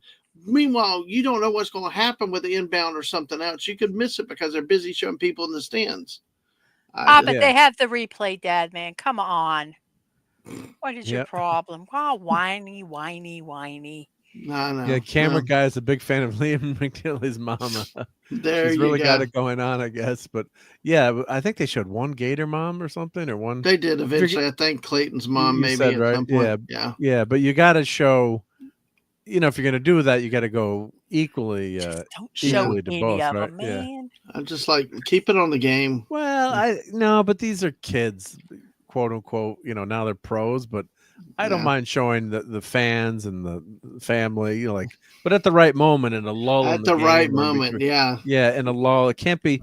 And the other thing that gets me going is that goddamn camera angle from the other side of the court. Oh yeah, get rid of that. Because you're not used to watching it. It's confusing. I know, if you're a fan sitting on the other side, you do see it that way, but because that's you have no choice. But get that goddamn camera angle off. When the full view. I don't remember if it was today or against Norfolk State. They had that. They had like a whole 10 to 15 seconds of the Gator possession on the far end, and they were at floor level, and it's like. Get it off of that. It's horrible. Is it a wannabe film director, maybe? Yes. They're always trying something new, like hockey does it too, because it's the puck is dead in the corner, and then whenever they switch, you miss the play. Yeah, it's like, yes, we know the nature of hockey. Everyone in basketball is used to that camera at half court, right? And seeing the game at half court. So it's just, if you want to do it on a replay, maybe I don't think it's so bad to show a different angle on the replay, but everyone is just used to sitting at that 50-yard line or center court, or whatever you want to call it, and watching the play. Yeah, they do zoom in a little bit, but it just throws your eye off when they switch that, and then you're just not used to it, and you just you're jinxing my team, and of course, which is ridiculous. But it's just nuts. Yep. Oh, Cooper Fly got hurt. Oh, he got. Oh, okay, not two. Oh, okay, so he didn't get knocked out. Yeah. Oh, he stayed in. All right. Yeah. But so I agree with that. That's just in terms of showing the moms and the fans, or at the end of the game, maybe you could, show all the moms or something, and dads. So show the dads too. Well, the It's fact okay. that Add a most of commercial the breaks games, and stuff. Yeah. well, I Go ahead. think the fact that now that you have to pay for watching most games now through some kind of service, there not a lot of them are on regular TV, right? Am I correct in that? They're mostly on. They're on cable now, aren't they? Mostly So, on I mean, cable. it's like, you're paying to watch them. So, Yeah. show the game. It's not like, I'm gonna say if we were like on, a network channel, okay, deal with it. But you're not. I mean, you're paying for it as much as, well, I can't say as much, but you're Yeah. paying for it also. And I think that you should get the game and not, Mrs. Whoever all Yeah. the No, time. I agree. Yeah. Well, I think that later on it's on CBS, right? When it gets down to the round of 8, is it only on CBS or ESPN or? I Then think I think I it. don't Or know. I Did know the he leave? championship game. You don't have to. I don't think the championship game is on ESPN anymore. But I could be. I could be Let wrong. me. I'll take a look check? because it used to be CBS, but that with TBS and TNT and all that, I can't keep track of where they've got it. Yeah. Yeah. I'm going to try to take a look at that real quick. See, look at the schedule. Unless somebody else knows offhand, because see the final 4. Let's see. Oh, that's a bracket. I'm trying to find the schedule. Yeah, we may be gone, misses, when that happens. It's like, really? Oh, darn. Oh, wait. Oh, sorry. I mean, when my time is, actually, this year it looks like it's going to be on CBS, the Final 4. It's on Oh, CBS because Yeah, at least was set college the was Final college 4. only on ESPN. Yes. Yeah, I'm sorry, the college football. Football. Sorry, I meant yes, to say yeah, they football was force all only. ESPN. These games For, are scheduled for CBS. but some of these are still on CBS. But Now, one of they the problems I got is like JT Kirk complains about game times. The championship game on Monday, April 7th is scheduled for 8:50 p.m. Yeah. Oh, yeah. It's late. Yeah. It's like, come on. It's late. Yeah. No. It's for stupid California time zone screws us up. Just damn be them in our time zone. You jerk. Exactly. Just kidding. I love you in California. Just kidding. No, but that's what. Yeah. That's why everything like the Super Bowl used to start at 3:00 when I was a kid, or sometimes I think even 1:00, and that was great. Yeah. But what? Just put the Super Bowl on Saturday, just so you get Sunday, and hopefully you make it to church in the morning. But it'd be so much better if the Super Bowl was on a Saturday night, right? Why not? No. Should be, yeah. Go figure. Yeah. Well, that's cool. There's probably Anything a else, lot of- Mark, on that? Well, you better go. I apologize for. Oh, no problem. I've Now. enjoyed it. I am going to go to the background before I drop off completely. I want to listen to this Okay. one story and make sure it's not just clickbait. But hey, if I don't see y'all again, y'all have a good night, Mrs. Enjoy the stream. Okay. Have fun building. And I don't know what I'll be talking about, but I will Well, try. we'll be good. Yeah, we'll have some fun stuff to talk about. Yeah, the chat will help too. I got a great chat. Yeah, we got some good stuff to. I got some good. I have my Sunday Night Geekery show list notes to go through. So. You're doing Disney also, right? Yeah, we're gonna talk a little bit of Snow White and see if anyone saw it in the chat. Yep. But, Let me just say this with it. I saw that god awful clip of the ending, which I've been told by somebody that has seen it is the real ending, with everybody in white, snow falling in white, everything's white, and it's all like they're just doing Richard Simmons calisthenics. It's like it was not a choreograph. It was just like it was very, very bad, and it is so cringy. But all right. Anyway, have fun. Love you, Mrs. Go see Snow White. Oh yeah. Hey, I will usually drag the missus off, but I wouldn't drag her to that one on this one. So I would not go to it. Even if he was paying? No. You'd have to buy me a Lego set or something. Yeah. Yeah. All right. Catch you later. Mark, just send me to the back room real quick, and I will leave it from there. Yeah, yep. Let me I'm gonna remove you. There we go. Go away. Go away now. Leave. Yep. But here's I do want to talk about the great George Foreman for a couple minutes absolutely. too. So of course we know him. Youngins probably know him more for his grill, his amazing George Mhm. Foreman grill, Those which were I do cool. have one. I And used to big have one. Big George. So he was born in 1949. I don't know if they had released the cause of death yet, but I think it was a sudden. He died suddenly, I guess. But family Mhm. was with him, and he won a two-time world heavyweight champion, Olympic gold medalist. See, I Namesake of did the not George know he Foreman was grill. Olympic gold medalist until I did Yeah, his birthday. It was like I just thought he yeah. was, just kinda I mean, he really was he was the real deal, man. Oh yeah, yeah, yeah. So, and I think that's one reason why Ali is so revered too, is because he had some great competition back then. George Foreman, just an amazing, and George Frazier, Mhm. to name probably some of the two, great boxers back then. So I think, when you've got that great competition, it raises the game for everyone, and it Yes. makes it like Tyson, as phenomenal as Mike Tyson was. He didn't have a George Foreman to fight against, so there was no Right, real. He just came in, and you're like praying that he didn't, kill a guy or chew his ear off after Holyfield. Um, right. but Yeah, he was a, without Ali, probably he would have been the heavyweight champion, the whole time, maybe. mhm. Did you watch much boxing, Mrs.? Or probably, but Foreman, I guess, I right? I did mean, honestly did not watch a lot of boxing, but I watched some. I couldn't tell you what the matches were.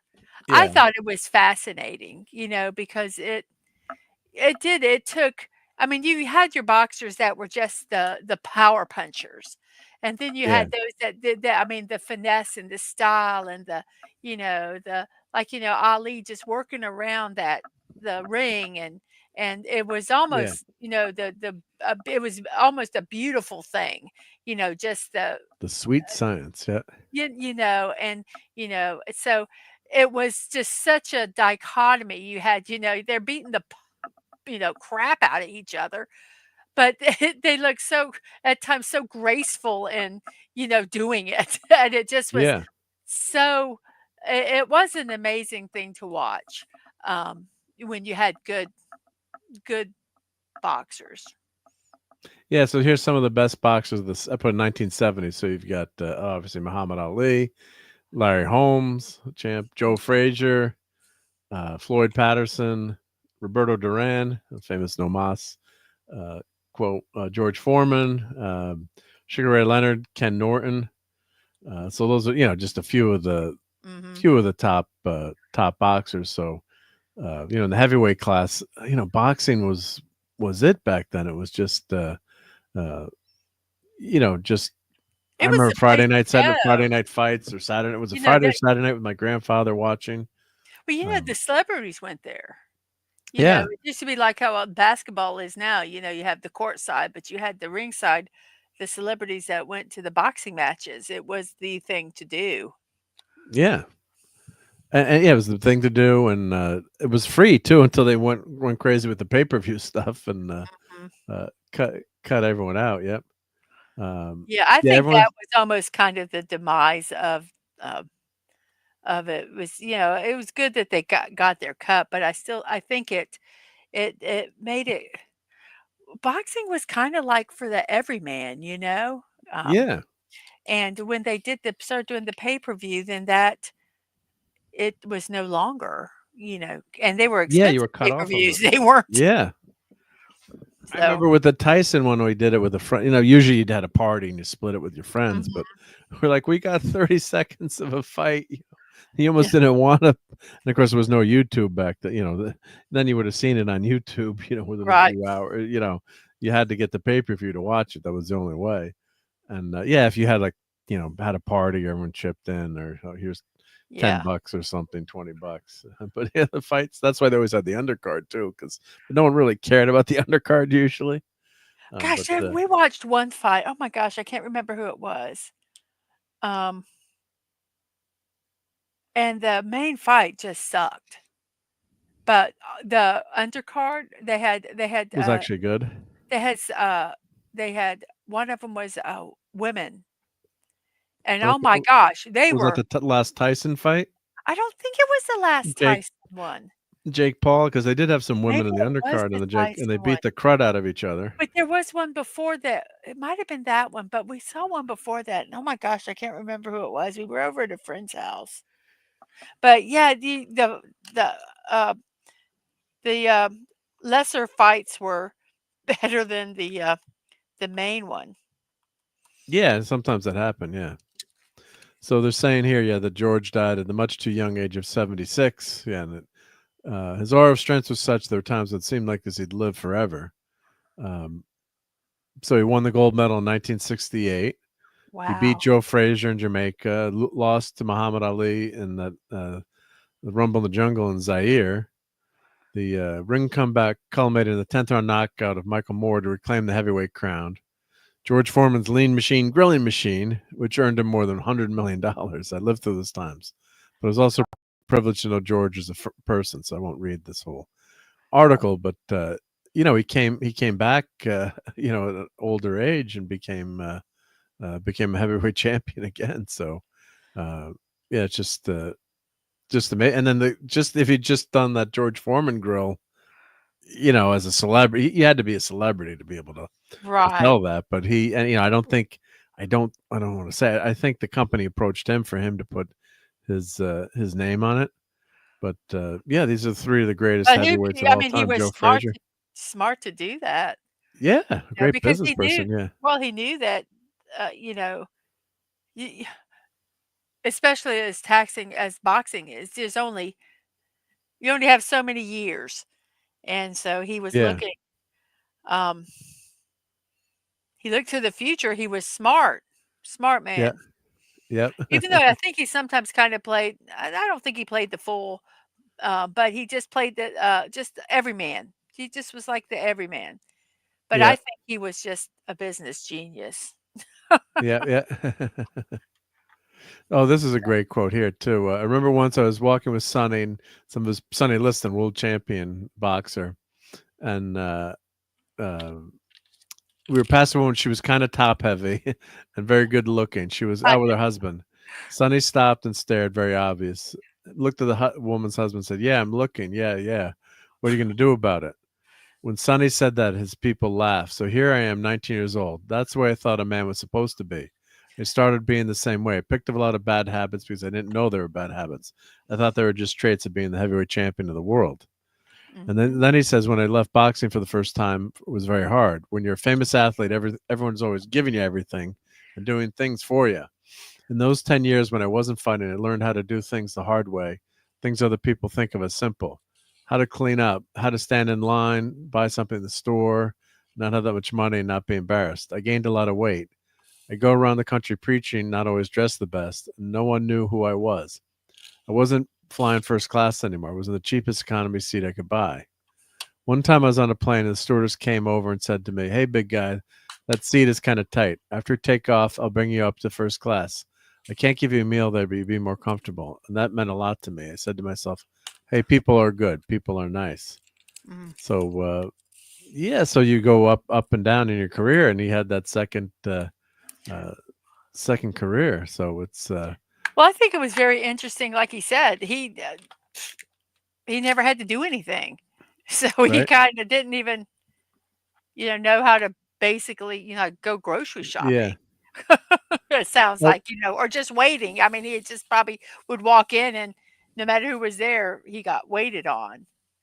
Wow, and he gave away money too. So he gave a woman $50,000 unsolicited who had fallen on hard times at the HBO, funded college scholarships. So he gave a check for $1 million to keep prescription drugs for the elderly flowing. Right. So he did a lot of things behind the scene when people aren't watching. Yep.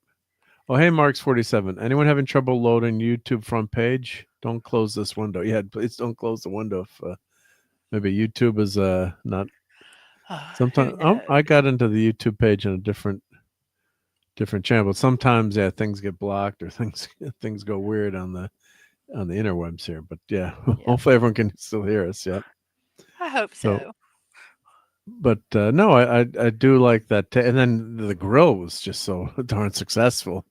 which is amazing. And I have one, and actually, let me put this article in so you can read this at your leisure. But yeah, the grill works pretty good. I use it for Hamburglers once in a while, and why not, right? I used to have one, and I got rid of it because it was just space-wise. But Yeah, it is tough space-wise, but it I does a really nice job. liked it. I liked it. I will Yeah. say that. And Yeah, there's let's go to the they've grill. expanded some of the products that they have. Not that we're telling you to buy anything. We're just Yeah. talking about stuff, everybody. Yeah, so it sold over 100 million That's crazy. worldwide since 1994. So it was it was created by Michael Boheim and Batvavia, Illinois. So God, give me some easier names to say. Yep. No. So it reduced the amount of fat. So I guess you had to put something under there to catch the fat coming Yes. off. Yeah. Oh, and that's what I will say that is one thing I That's the hated pain. about it. Yeah. But of course you're not eating it at least. So Right. but it does work good. So I will say I did like it, and we did use it a lot. yeah. So he was not involved in teaming up the grill and foreman. He made several changes to the function of the product, removing the 4 risers, slide in one of the 2 rounded trays, and fill taco shells. One tray was for grease of the meat. Second tray was to hold the shell. Oh, so I guess they changed the design. Yep. But the bottom and the top heating up at the same time is what's really good. And you could do sandwiches, I guess, there too, right? So, but it's very popular. Yeah. So yeah, they paid him $138 million to buy out the rights to use his name. Wow. Previously, he was being paid about 40% of the profits of each grill, earning almost $5 million a month at its peak. It's wow. estimated he made over $200 million from the endorsement. Some that's substantially more than he earned as a boxer. So God bless him. Yeah. Yeah, good for him.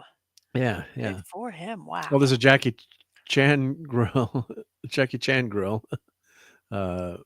Interesting. Yep. Is there a And you could Jackie cook Chan grill? Really? Yeah, but targeted towards they said the Probably the Asian Asian market. market. Yeah. Yeah. Yep. Carl Lewis had one. Yep. Well, why not? Yep. So no, they work good. I'd buy a Jackie Chan grill. I like Jackie Chan. Yeah. Oh, and Hulk Hogan says he turned him down. Yep. Yep. I don't know if it necessarily would have worked with Hulk Hogan. Yeah. I really don't. I think George Foreman really. I just don't think Hulk Hogan's persona. I don't think it would have worked. No, I agree. I don't think it would have been as good. And I love the Hulkster. Don't get me wrong, but yeah, I just don't think he could have sold the grill. Yeah, I don't think so either. Yep. Yeah. So well, here's George Foreman's career. Then he's with LBJ in the White House here after winning the Olympic medal. Wow, that's amazing. Oh, cool. Yep. That just shows his age. So 68. Yep. So he won. I was 4. You're 4. Yep. when that happened. Yeah, he walked around the ring carrying a small U.S. flag, bowed to the crowd. Yep. Foreman maintained that earning the Olympic gold medal was the achievement he was most proud of in his boxing career, more so than either of his world titles. Yep. So let's see when he won the heavyweight championship.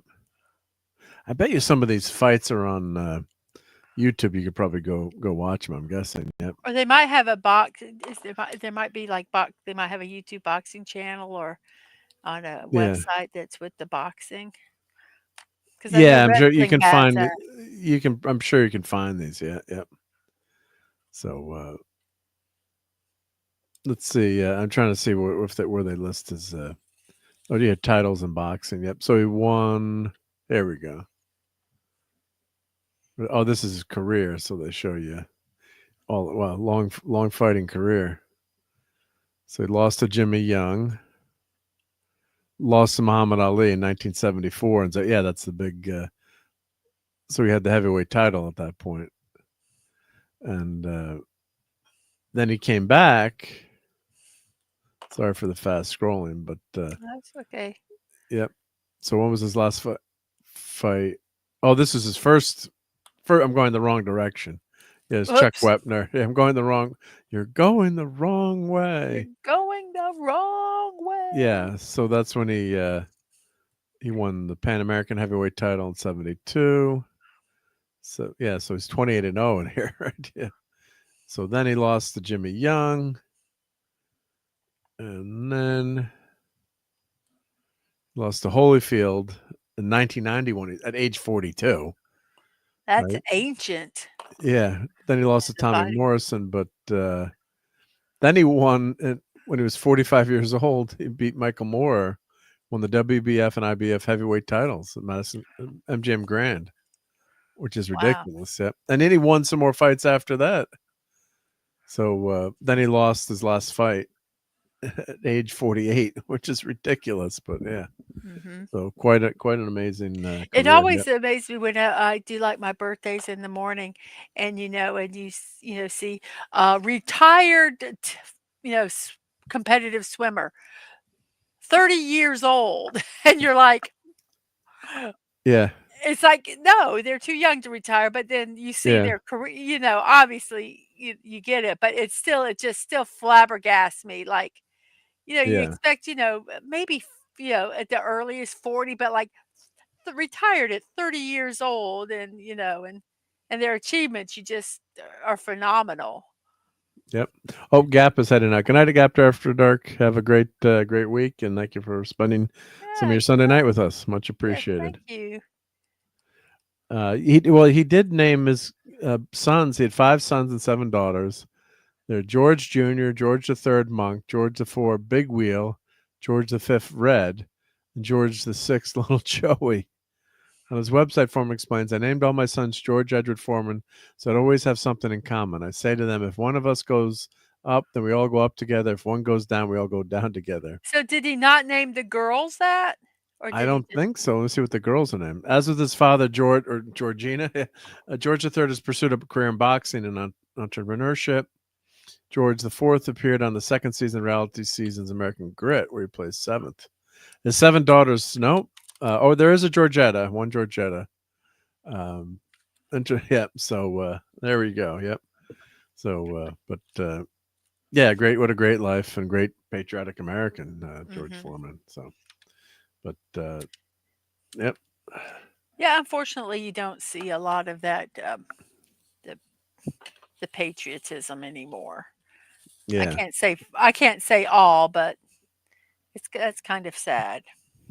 Yeah, that's kind of gone to the wayside. Yeah, that's my political commentary. That's your political I will not say anymore. It's okay. Yeah. But I don't know what you do and don't allow, so I will. Yeah, no, a little politics is okay, but not dwell on it. Yeah. No, yeah, that's just a general little statement. So there. Just this is the right amount of politics. You're a lying dog faced pony soldier. Yeah, we'll keep it short. Yeah, we'll keep it short. And then as Oliver was saying, it was surprising. Yeah, when he beat Michael Moore in '94, which is insane at age 44 or 45. How old was he? 45 years, 299 days. And then everyone, and as Brian Hepburn has mentioned, everyone thought he beat Briggs at the time. Yep, at 48 years old, they thought he had won. Based on the judging, but just crazy. Yeah. So boxing, you need those personalities. It's like wrestling is quote unquote. I don't get the real. It's scripted, obviously, but you have those great performers and they're incredible athletes and they're very charismatic. But that's why The Rock is so popular. Hurt. And they get hurt. Yeah. No, it's the wrestling's the outcome is predetermined, but the stunts they're stunt men and stunt women basically. Yeah. So it's just but you have the most charismatic wrestlers rise to the top, just why Ali was just so phenomenal with the way he spoke and just that's why everyone loved him so much. Yeah. Right. He was like a wrestler and a boxer's with his talk and stuff.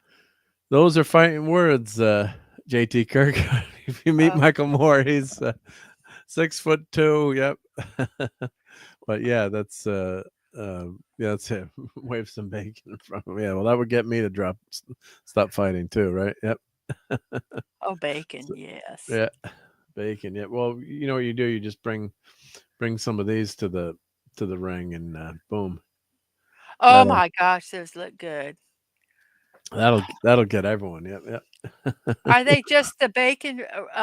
What are Bacon they? wrapped meatballs. Yep. Are they? Do you have a sauce, a glaze, or anything on Well, them? you glaze them with just beef barbecue sauce. Yep. Okay. You can use the barbecue sauce glaze. Works good. I mean, you almost don't need a glaze, but you can do barbecue sauce is preferred. Yep. So that works. That That looks works really good. good. And you can smoke the meatballs, but I think if they're on the grill, you kind of get that grilled taste. But what I usually do is I do them in the oven and finish them on the grill with the glaze. But you can actually Right. do these just in the oven, because what happens when you put them on the grill, the bacon grease, they just Oh. those suckers catch on fire like Oh, yep. crazy. Yeah, with the grease. So unless you Have it. had them like really high up, you know, Right. it's kind of tough to Get a bit of do. flame outs there, huh? Yeah, or you can do them on a smoker. When where you don't have the Right. I do direct heat. not like. Okay, I'm going to say something very unpopular. I Uh do oh. not like smoked meats. Oh my goodness gracious! I'm I think I'm gonna sorry. have to leave right now.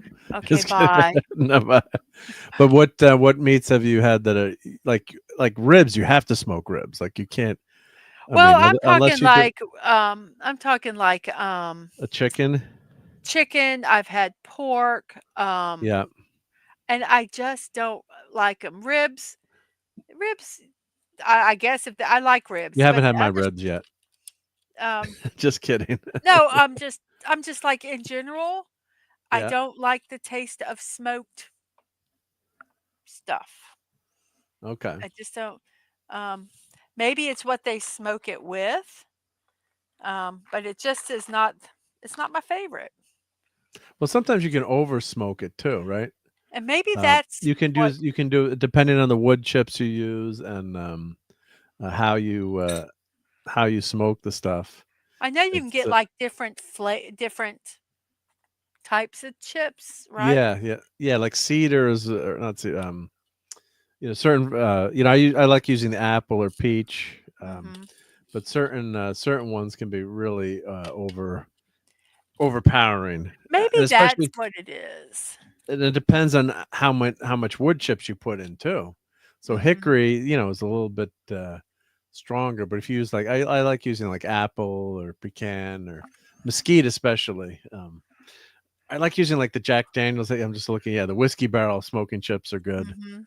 But if you put in a ton of smoke too, it can really you can really It overdo. can overpower it.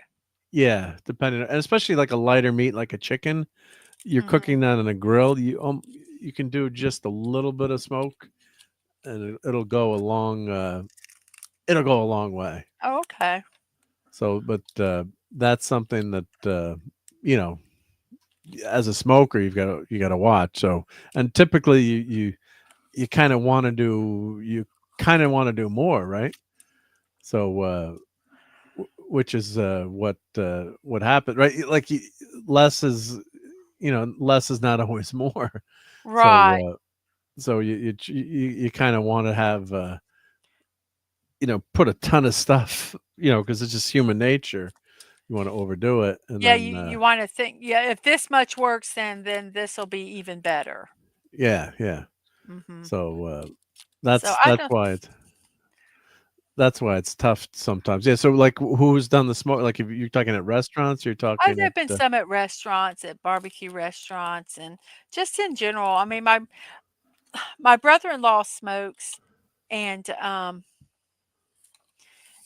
and I don't think he overdoes it. It's just not I just don't it's just not my thing, I guess.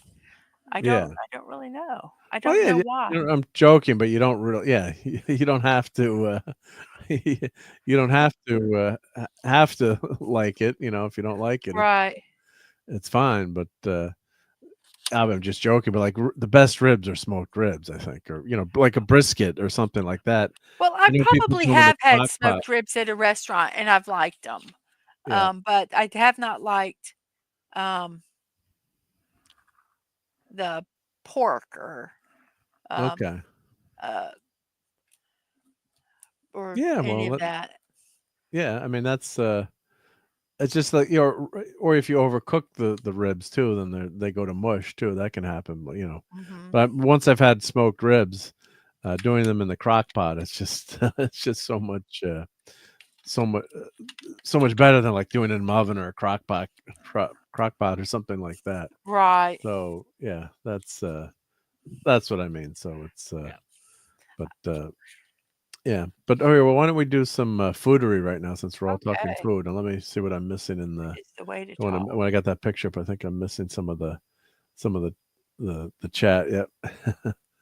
Let's see here. Oh, of course, it was the great William Shatner's birthday. Yep. It just turned 94. God bless William Shatner, Oh, which is wow. amazing. Yep. Yep.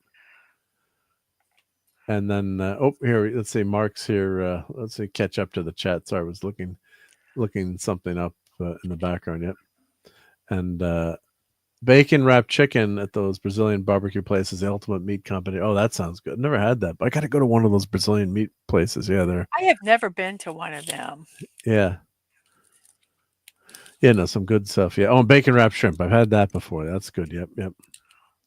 And then Brian does, do meatballs first in the oven, then the crock pot with marinara sauce, BBQ sauce, or teriyaki glaze. Yep.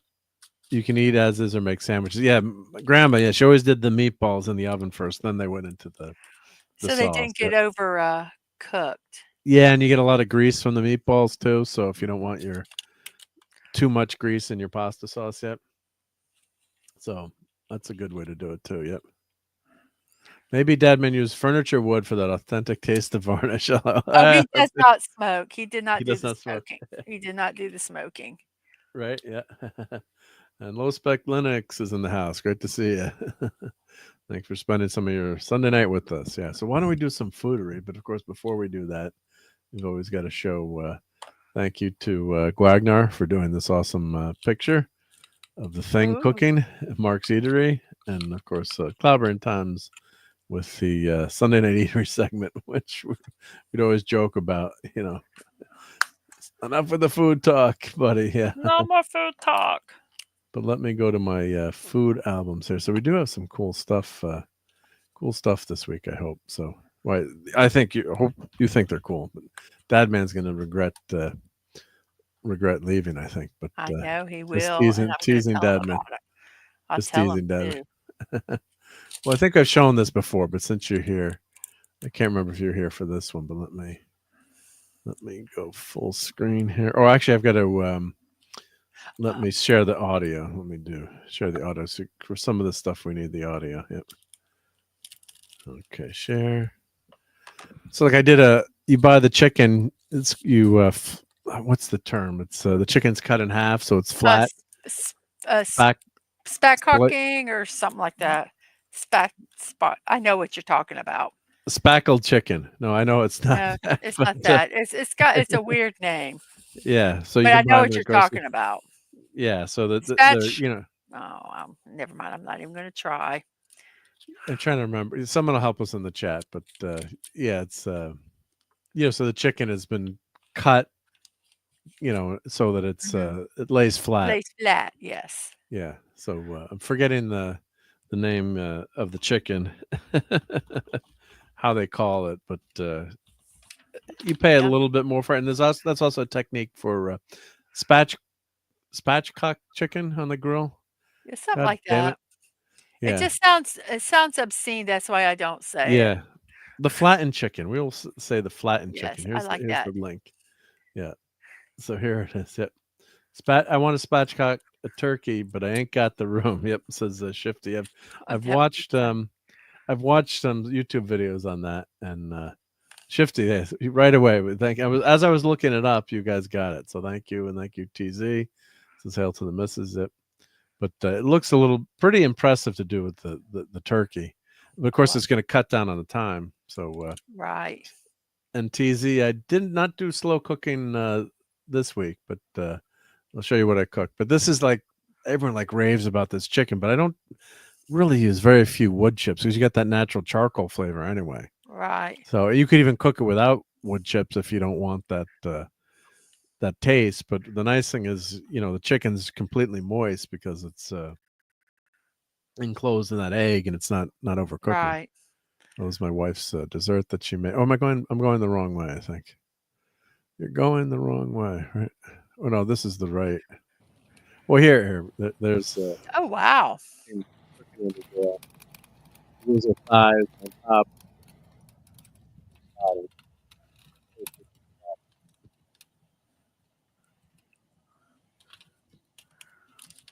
You want to slow cook that. You want to slow cook that. Yeah. That came out pretty yummy. Oh, that was the dessert. That looks really good. This is a new bread place we've been going to. I was gonna say that looks like bread. That could be my dessert. I love bread. There you go. Yep. And Shifty says, "What's funny about this conversation? I think you sound like Bob from Bob's Burgers." Thank you. And the first time I heard spatch cooking was on that show.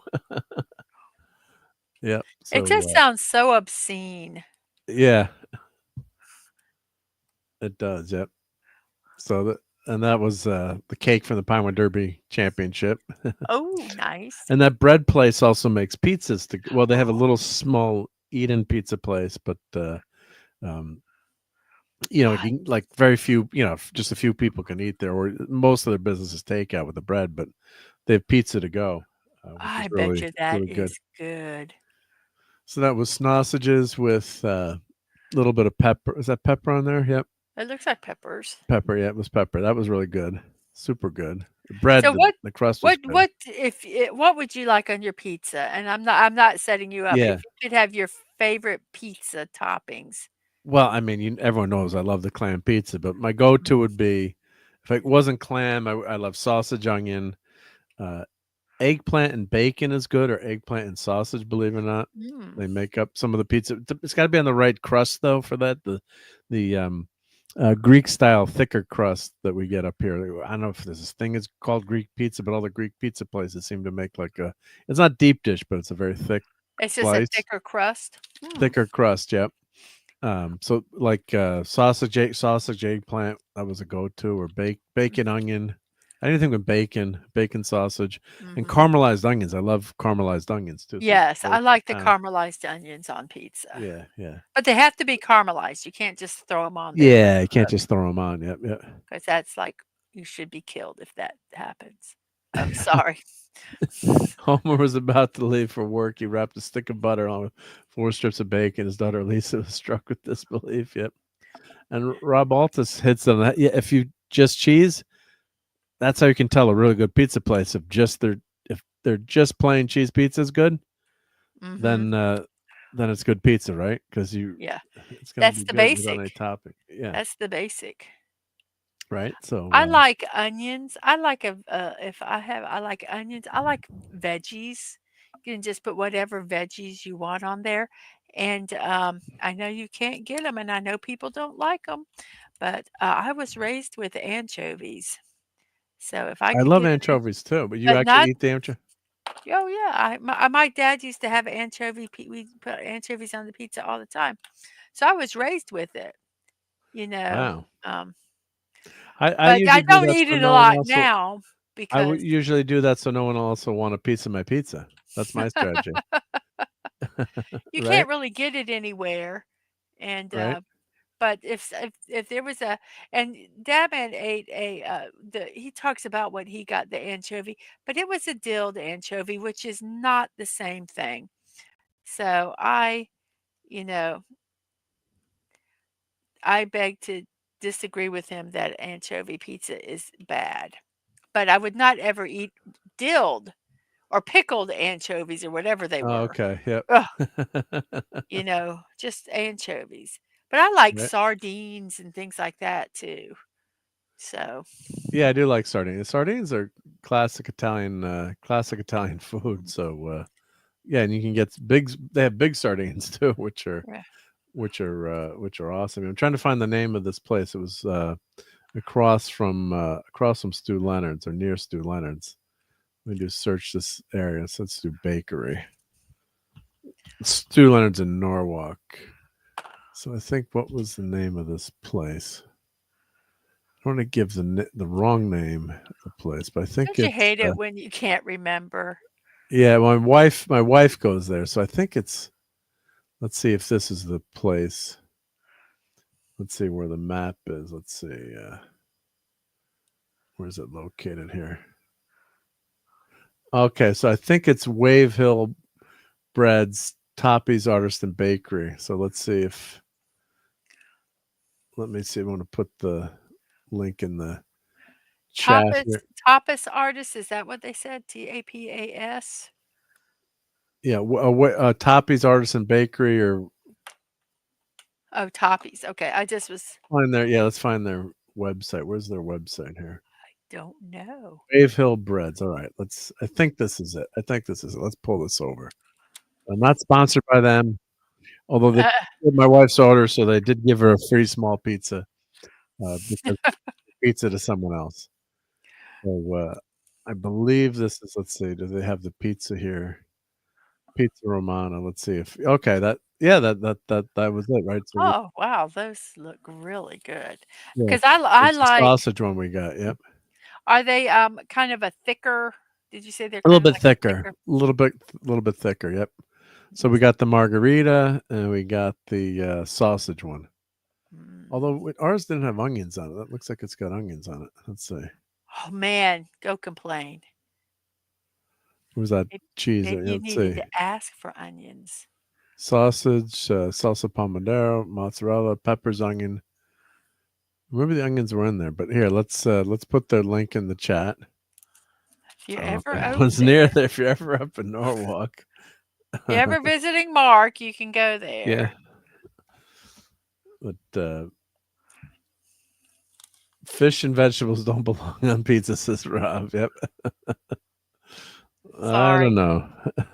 That's yeah. Look at this. So I'm not getting you a veggie pizza romanara, but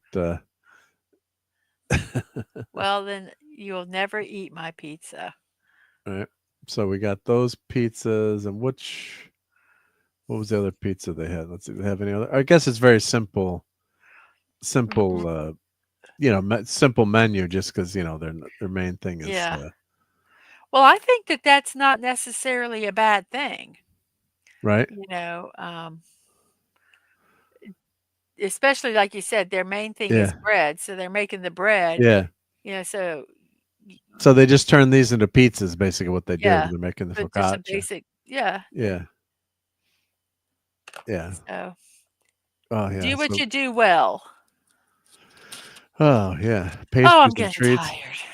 Yeah, look at all these. Yep. Oh, the cinnamon monkey bread. That's what was the other one we had. That was good. Oh, yeah. I love monkey bread too. Chopped croissant, rolling in cinnamon sugar, and then bacon in a cup. That's monkey bread. Yep. Oh my goodness. Yeah, we make that with the Scouts. Yep, all the time. Yep. All right. So those guys were pretty good. Yep. So that's their pizza. So it pretty much lived up to their, the pictures. I guess it was pretty good. And that sometimes they don't. Yeah. So here's that was the pizzas we had, and that was the freebie we got because they gave away my wife's order. Oh so, goodness! Oops. Yeah. Yeah. Yeah. That. Yep. Oopsie. And then Brian Hepburn says Missouri they put hamburger on pizza. That's pretty common here. I was like, hamburger's WTF? It looked like Gaines Burger dog food. My dad tried to don't embarrass us as I rushed to the side of it. Well, it could look bad too, depending on how it's presented. But hamburger on things never looks appetizing. Right? It's ground beef that's brown. It's just it's a no-win. Yeah. So. Yeah, no, I could see that. You just have to resign your fact that that's what it's going to look like and enjoy it. Right. And know that it's going to be good. Well, hope that it's going to be good. Yeah. And don't embarrass Dad. Yeah. Right. Don't embarrass the parents. All right. So here's then we got a gift certificate for as a gift for Snake River Farm. So I'll put their link in the chat. I'm enabling here. I don't have any association with this company, but I'm other not. than eating their We're food. we're not sponsored. We're not. Yeah. We're just enjoyers. Just talking, just showing you where. We're This is where I enjoyers. got it. So this is boneless ribeye steak, 22 ounces. So I think like 8 ounces is typical serving size. So this is probably could feed 3 people. Wow. And of course, then you just need to salt and pepper that sucker up. And I did. We're joking. There's sous vide. I did the sous vide, cook it to 120. I didn't. Oh, I should have taken a picture of in the. And just I have never used one of those. Yeah, they're great. Yeah. I have looked at them and I've thought about, getting one, but I had never done it. And is it basically, it's just explain. Well, you're slow cooking in water in a sealed bag. So the trick is the bag's got to be sealed. And I bought sous vide bags that are you can reuse them over and over, and it's got a little pump, and you can pump the air out of it, so you turn it into a little mini vacuum bag. I also have done it. I have a vacuum sealer, so you could also make vacuum seal your bags. But of course, you're over and over, you're wasting the bag. So I bought vacuum sealing. Sous vide bags that you just you can use over and over again. Which makes sense too. Of course, the vacuum sealer is great too for if you're storing food or things like that. Oh yeah, so I have a vacuum sealer. Long-term storage. But here's what I bought for the bags. Let me see if I can show these here. So it's basically slow cooking it in a water bath. Yep. So you're slow cooking in a water bath, and I set it to 120. So let me make this. Let me just show you what I got here. So let's pull this over. So here's it's just a resealable bag with this pump. Right. And you put your food in. And you can clip it to the pod, or you can. Okay. So they give you all these bags, and you put you can season the food if you want. You don't have to, but then you just seal it that way. So it's cooking in this in the pot here, in the bag. Oh, so is it is that thing that it's attached? That's what the actual device is, and it's just any pot. Okay. You could use any pot, or you can buy a sous vide container, but you can use it like a spaghetti pot. Yeah, that's what I got one for Christmas as a gift, but this container. But yeah, you can use any pot, and you set it like 120, and just it's got a little fan. It circulates the water, and so it's slow, basically slow cooking your temperature. So the idea is like, say you have a big party with. Like you got to cook 10 steaks, or maybe that's a crazy number, but you could have them all set to 120, like a couple hours they could sit there, and then when it's time to serve the food, then you can throw them on the grill for most it would take is 10 minutes, much less probably, but then all your food would be ready. So I think a lot of restaurants cook that way too, because then the food is ready to go, and then you can then you can throw it in. And because it's vacuum sealed, you're not losing moisture, it's okay. Or to cook chicken. I've done chicken that way, pork or fish, especially because you don't want to overcook it. Yep. Right. So that makes a big difference. So these bags seem to work pretty well with that pump, and then you pull out the moisture. Now, can you do frozen food? Or I guess you could do frozen food. It's gradually going to defrost in the water slowly. So it would you'd probably just have to put it on. It'd be a longer process. Probably. Yeah, you just probably got to put it on longer. And of course,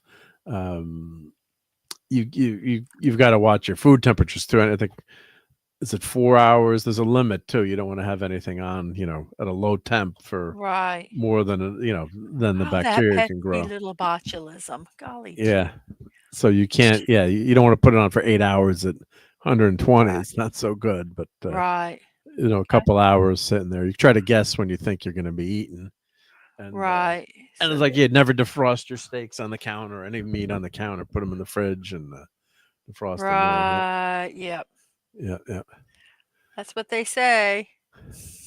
So salt and pepper, nothing fancy. And then here they are on the green egg. So they've already gone to 120 on the green egg. And Oh those are wow, I 4 like big. that picture. That picture came, and that's not AI generated. That's actual That photo. I got to post that's a, that to Twitter. yeah, that's a neat picture. That came out good. Yeah. Sometimes you just get the flames. You're lucky. This one came out blue. I don't know why that came out so blue there. With the camera picked up the lighting color. It's shaded. It looks like it's a shaded. Yeah. Now, will you From keep it the open or closed? Stay away from that's good. That's fire going into it. You gotta look-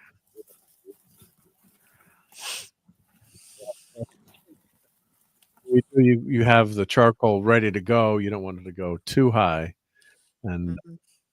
then you take the top off the green egg. It's basically like a chimney. Right. When Okay. if you open the chimney all the way, and so then you're searing the meat. So then you just sear it for a few minutes on each side, or depending on how raw or not raw you want it, or rare, I Right. should say.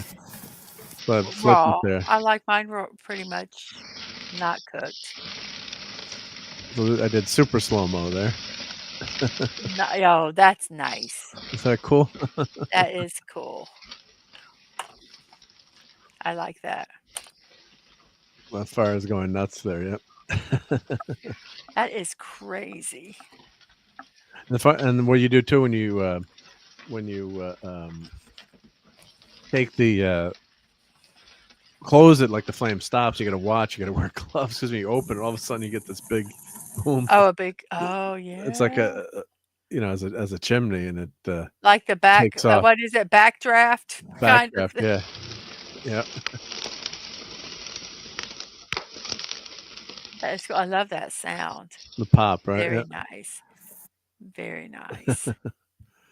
That was my brother-in-law's idea to do it super slow mo. So thanks, Paul, for that. Yep. I know he's asleep by now. Those are really neat. And those are big steaks too. This one got a little overcharred, but it was fine. I mean, just got a little extra char in there. But that way you get the flavor. You get that char flavor, which you can't. You just can't do that on. You can't get that high of a temperature on most. Stoves or ovens. Right. Maybe on the stovetop, full blast on the cast iron, but you just can't get it up to 800, 700, No. 800 degrees. Not safely anyway. Not in your house. Yeah. So Well, that's there's all the- really. Oh, those look pretty. right? Pretty, so pretty. And I like my stuff rare too, so I don't like it when I had to cook one piece a little bit extra, but That's so wrong. I think they should be shot. yeah, I think some steakhouses they won't even do a well done. Even though there's like this temperature will stop, and they're like that's it. Well, I have the opposite. I keep trying to get the steak place to More rare. cook it rare. I want it blue rare. Yeah, I mean, I say things like I want it blue rare. I want it mooing. I want it where a good vet can, bring it back. I mean, I tell them all this stuff. And I'm like, please make sure that they know that because I don't want to return the steak. Yeah. And I swear to you, every time they Too cooked. they cook it like medium rare. And I'm like, and people go, oh, medium rare. No, that's too much. I don't like it. And I'm, Like it rare. the price of steaks now, damn it, I want it the temperature that I'm asking. So I went one time and the waiter had the audacity to say to me, well, they're afraid to cook it that rare. I said, well, then why is it on your menu? I said, if you're that uncomfortable with the quality of your meat, do not offer Rare. Yeah. rare. And he Yep. just kind of looked at me and he's like, oh man, she's a bitch. But it was just like, just don't make excuses. No, you don't have cooks that know how to cook rare. Well, that's why when you cook like this, it's just so much easier. Yeah. To cook, you get the right. You just set it to the temperature you want, and then you got it. So it just. But thank you, TZ, for that. He said that food looks good. But Fanti says, no way. I want mine almost cremated, almost well, but just under well. Yeah, sorry. I'm sorry. Who are you? Phantom. So We love sorry. Phantom. Well, yeah, I mean, Y'all still be your friend Phantom, but you're wrong. But some places won't. There's a limit, like because I have some friends they want it like Phantom, like uber well done. And it just kills me because it's so dried out. It's like, of course, I can't eat. String beans make me ill to eat string beans. So who am I to talk? Oh, really? Yeah, I can't eat string beans yet. What is it? Because my dad forced me to eat them when I was 3. Oh, okay. I puked all over the place. I told him, I said, Dad, those look like green worms. And he said, well, you have to eat them. And then in my mind, I thought I was eating worms. I thought I was eating ga. I could understand that. I thought it was because they had he strings claims he on never them. made me do that. But I'm like, I remember, probably he said you have to finish your string beans or something. I shouldn't, God bless my dad. But, it's one of those vivid childhood memories. And I have a childhood memory from my mom. And I was we had like a little patio area. I was in the patio area and I did something. And then I walked out. We had we had 3 acres. And so my dad was doing some burning. And I went out there and my mom come running out and just beat me. I don't know if she had a fly swatter or something, but she just laid into me. Oh, no. And I'm like, Mom, what did I do? And she's like, you know what you did, and then left. I to this day don't know what I did. Now I'm sure I have done stuff before or after that has deserved that. So, but it's like I told my mom today, I says, Mom, do you remember that? I said, and what did I do? She goes, I don't remember doing that. Oh, no. But it's like so vivid. And it's like, you know what you did. No, I mean, I do know that I have done stuff, but not that time. But it's just, yes, those memories are very vivid. Very vivid. I get you. Well, TZ was, you were right, TZ. I guess I was slow cooking. If the sous vide is a slow cooking method, I guess, right? Yep. And Fanta says, ever see Pet Cemetery? You don't cook it enough, they might come back. Yep. And the dead man, hey, hail to the dead man. It says, hey, Michael, you're eating worms. Lost Boys scene.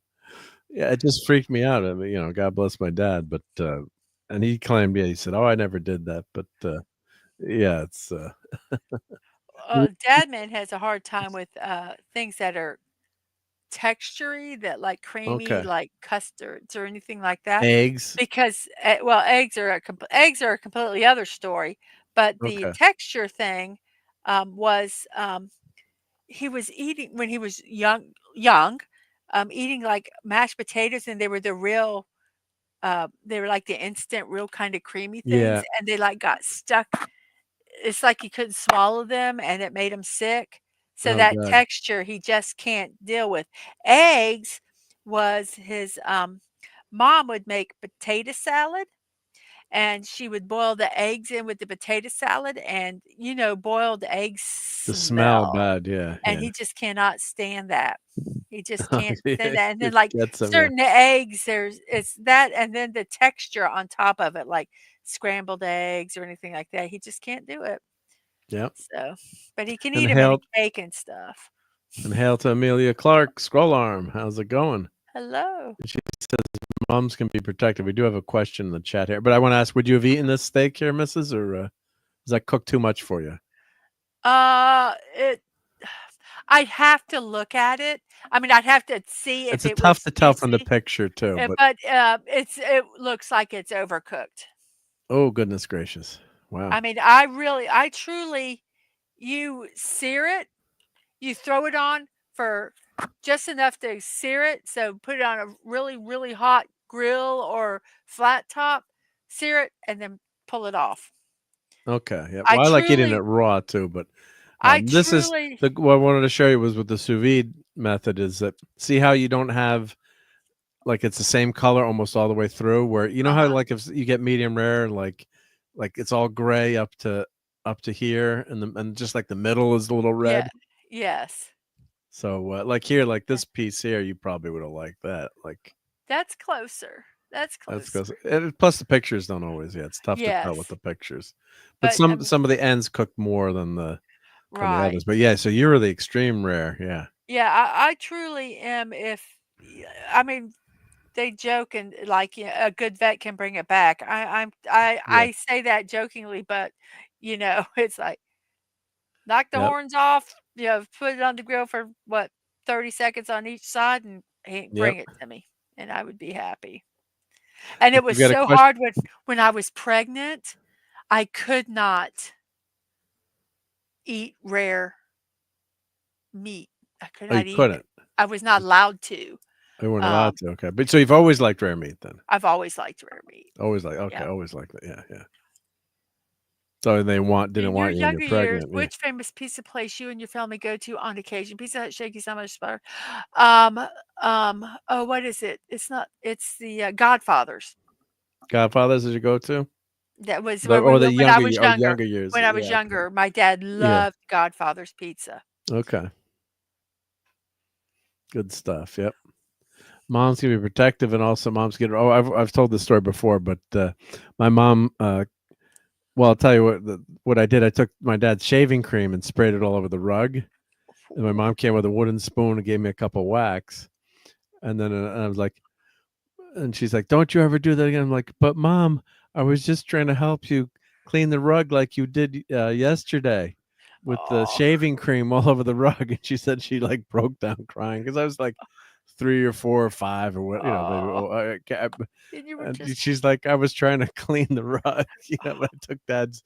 You had the foam before you had the right. gel. You always Yeah, had the you would foam, spray the foam onto the spray the carpets. foam, yeah, and then you'd clean it. So I went and like saw that and sprayed the Oh, foam, the shaving cream. I went and got right. that shaving cream because I didn't know the It difference was in H4 foam. It or was whatever. foam. Yeah, it was foam, right? So I sprayed it.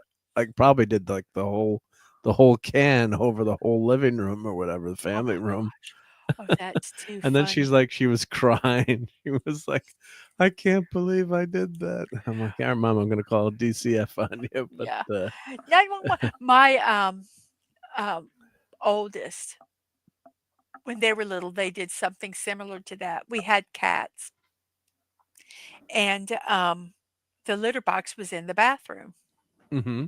and they had the clumping litter. Yep. So my oldest comes out and says, "Mom, I help you." I'm like, "What did you do, dear?" "Ma, I help you." I said, "Well, show me how you helped me." And I went into the bathroom, and the clumping cat litter was put in the toilet, Oh, clogged it. and it was literally wall to wall cat litter. Oh God. And I couldn't be angry because Right. they were helping me. But I Yeah. said, "Honey, please don't let mommy do this from now on." And I had to reach my hand in. I Oh had a God. glove to pull out All the the kitty litter. clumping litter with the hopes that it did not go far down into the toilet. And it didn't. Thank goodness. Oh, it didn't. It Thank didn't. goodness She they didn't did not flush it. Then they didn't did flush not it. flush, no. They just Yeah. came to they were s and it was like one of those, like you said, your mom cried afterwards 'cause, you were Yeah. helping. I mean, it's like, how could I punish Yeah. her What are for you gonna that? punch him? Yeah. Yeah. Right. It's Yeah. just like, "Honey, mommy will do this from now on. Don't help mommy do the Yeah. litter box. Help mommy pick up your toys. You pick up toys." Right. But yes, that was Yeah. No, that's what happened. that Yep. was just a And Brian says, "Oh, Godfather's is the place with hamburger on the pizza."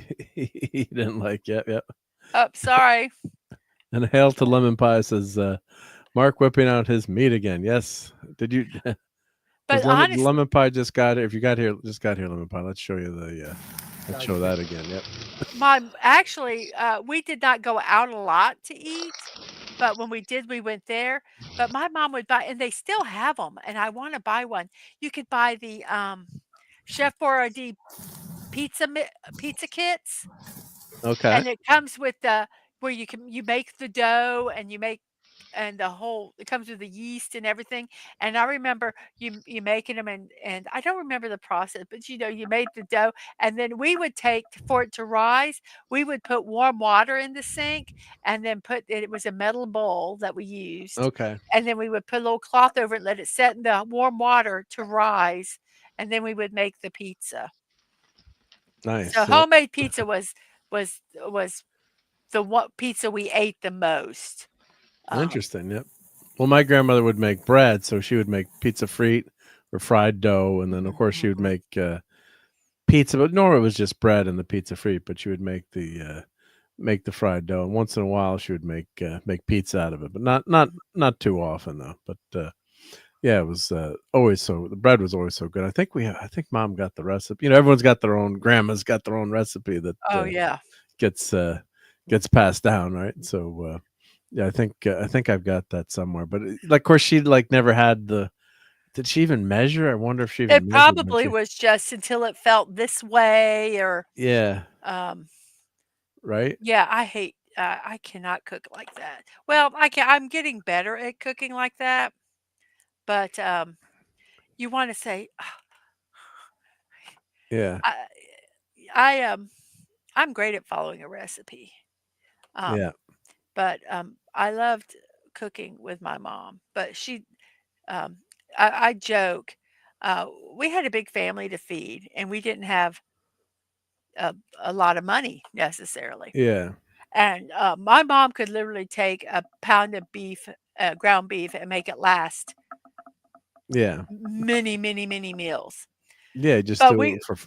Yeah. Put a little bit, and yep. yeah, but me and my husband joke a lot, Dad, man, that we would go to Disney, and we'd take both the moms or my mom or whatever, and it would be late at night, and she would be hungry, and we would joke that she could take a pack of ketchup, a coffee maker, and some crackers, and make a meal. Right. She would do this, and it just would be crazy.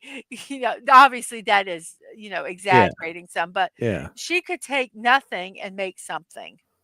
Yeah. And it just, I wish I Or could go, do yeah, that. or go in the fridge and see what you have and make. Or like my grandmother would make something for everyone. Like, well, Marky wants that, and Joey wants that, and John wants this, right? And would make 3 different meals. It Yeah. was always a mishmash of not always, but a lot of times Yeah. it's whatever someone wanted, and They would get it they would because get it. they Yeah. could.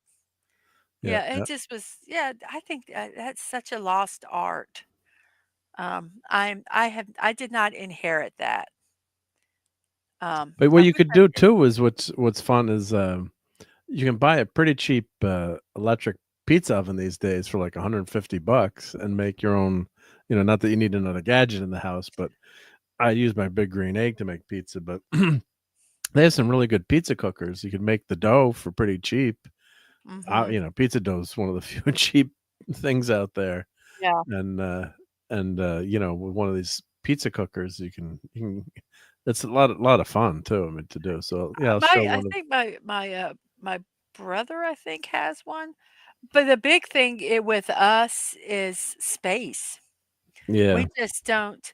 I have a galley kitchen, and I could probably stretch my arms out and pretty much touch each wall. Yeah, so you don't have So a ton of room, yeah. so I don't have a lot of room. So whatever gadgets I use, they either Yeah. need to be multi ones or something that I really, really, really like. My rice cooker is You can use one that for thing that everything, yeah. I love my rice cooker, and it's a Zerofsky. I think I'm saying that correctly, which is from Japan, and Mhm. they're expensive. And I got this one at a Goodwill for $20. So it's like $120 or something new. Yeah, yeah, yeah. Yeah, so it was used, but hey, it still works. So, and you can use it for a lot of different things. Yep. you can. I cook rice in it Yeah. because before my sugar went crazy, I was cooking rice every day because we ate it every day. Right. So, but yeah, and you can cook so many different things. Well, like here's more enabling, but like here's this is it's a $20 coupon right now, so it's $120. Oh man. So this is an outdoor. Yeah, and I know space is limited, but like here's an outdoor pizza cooker. See that if I did a lot more camping, that would be cool to take. Yeah, so you could take that camping. I think you put. I have no idea how. What are the reviews here? 2,000 reviews, so pretty decent reviews. It looks like, but they have a lot of. There's a ton of different ones out there. They're in Sam, and yeah, I would just use it for pizza, but it is pretty small, and it's portable. And you put the wood. I would use it. I would use it not only to make pizzas, but to do like sandwiches, Yeah, and the things like that. What is it? What's making the flame? it's wood pellets. It's wood pellets. Little wood pellets. So I think they have like they also make electric ones too. But yeah, they're just little pellets. Yeah. So when it's cooking, so it's very small. So the heat, the heat is trapped in there, and that's just a small one. But the thing is, the pizzas cook really fast. So then you can make a lot of pizzas really quickly. Right. So that's just good. have to make sure you don't get pizzas that are too big. Yeah, you got to make them.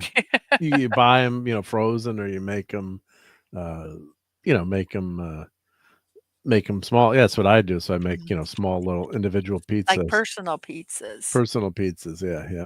So no, it's fun. It's a fun meal. So, and it's cheap. So okay, I'm going to tell you one of the downsides of this diamond painting. Okay. All these right here, this big blue spot area, they are for diamond painting, but you can't tell where they go. So I'm going to wait till the end and just kind of guess. I think it's that color, but I'm not 100% sure. Oh, but so they would stick on. So they would. Yeah, they stick on here. This is all sticky. Okay, so the other ones just have the number of what you're doing on them, and that one doesn't have a number. Well, they do, but it's you can't read dark. I can't read them.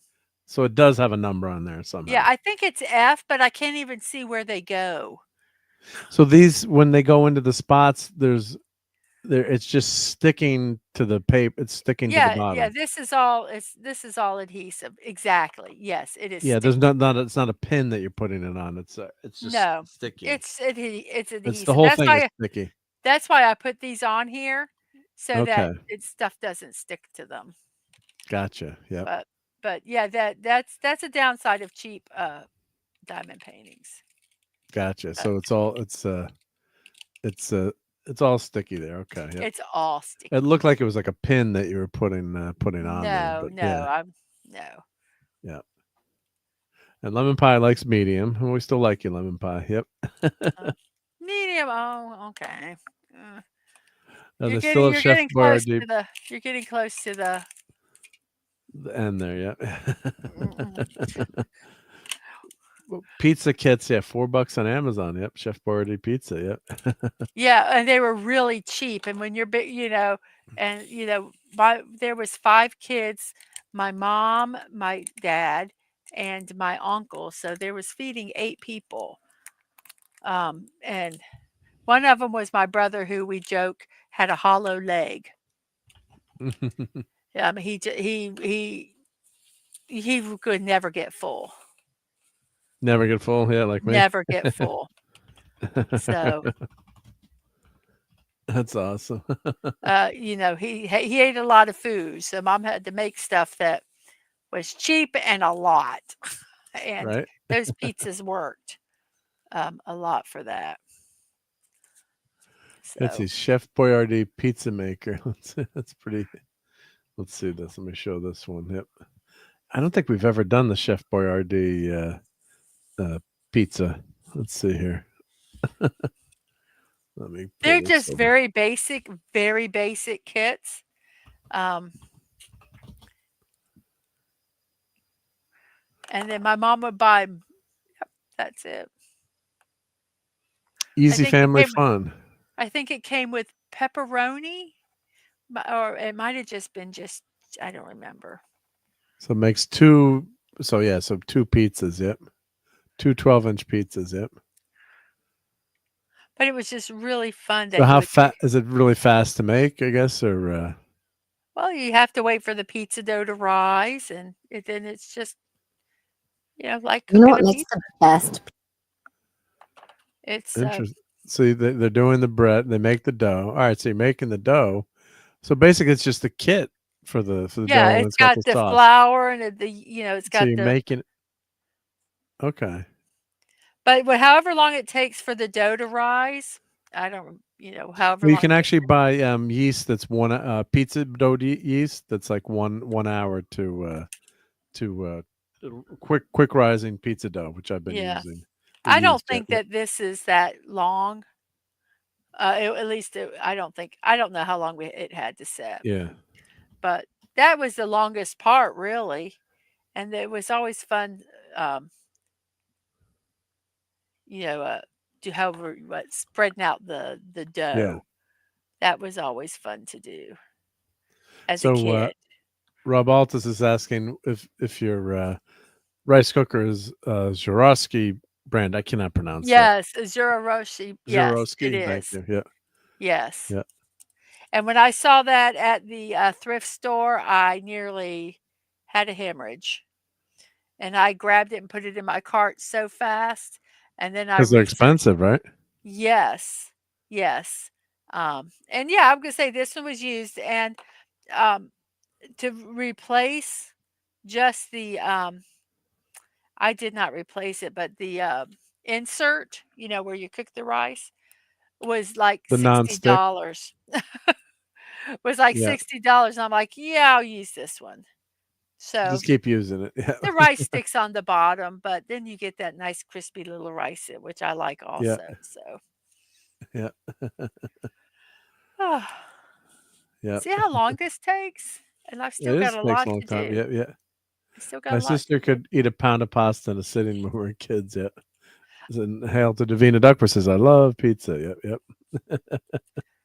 So, they added mozzarella. They used to use Parmesan as the cheese. You can't have Parmesan cheese on pizza as a little topping. It's okay, but not. You got to use mozzarella. I don't know what. I don't think they used Parmesan when we had it. It was like regular mozzarella. Because Parmesan doesn't really melt, right? No, yeah. Well, Phantom said they had Parmesan. I can't attest to that, but yeah. I don't know what kind it was, but I know it melted. And my mom would buy those little cans of mushroom pieces. I don't know if you know. They buy them in their mushroom pieces, and she put mushrooms on top of them. Yeah, well, Davina says, watch a series on YouTube where they tried to copy New York style pizza at home. Yeah, it's just basically a thin crust. Yeah, but you got to have got to have that hot oven. Yeah, and the trick is the dough, right? So you can either buy dough at Walmart. You can buy it I make it now. It's so easy. It's so easy to make pizza dough. It really is. If Phantom said you can go buy pizza dough, but in our neighborhood, they charge an arm and a leg for the pizza dough. It's nuts. So I'll just make it. Yeah. And Low Spec has a El Cheapo Itaki rice cooker built, but only takes 200 watts, so my solar system can handle it. It's great. Oh, cool. And Rob has a Taiwanese rice cooker called Tatong. I have an old rice cooker that I still use to steam because it's got the steam on the top. And then I did buy the what's the all-in-one steam cooker or the pressure cooker pot? Who makes that? Instapot. Yeah, I bought an Instapot. I've got one of them too. Yeah, so that's fantastic. I have never pressure cooked in it. I only use it for canning, which you have to get a specific one. You can't use all Instapots for canning. Okay. but But it does it pressure cook them when you're doing the it canning does. function? Yes, because when you're The doing temperature's meat, higher. You gotta get the no, temperature up, right? it's you got to sustain a certain pressure for meats and other. I think is it high acidic or low acidic, whatever. You have Oh, to. take It care, has low to. spec. Have a great week. Sorry, just wanted to Bye. mention Oh low no, spec. that's Yeah, yeah. okay. You have to have it at a certain like you can do I'm trying to remember. I've got a whole book because okay, everybody, I'm going to say if I say this incorrectly, I'm sorry. Always, always, always, always, always confirm how you pressure cook or if you're preserving food because it could get botulism and it could kill you if you do it incorrectly. So what I'm saying, it's all from memory. So don't take what I'm saying as fact. I might be mistaken, but I think like what I would do in my pressure cooker I would do meats. I've done ground chicken, ground any ground beef, hamburger or whatever. I've done. You can do pork or anything like that, and that's in the pressure cooker because you need it to have that sustained pressure, that same sustained temperature for a long period of time. Um, and Yeah. then Also, what would you when you increase the pressure, the boiling point is raised, so you can cook the meat at a higher temperature.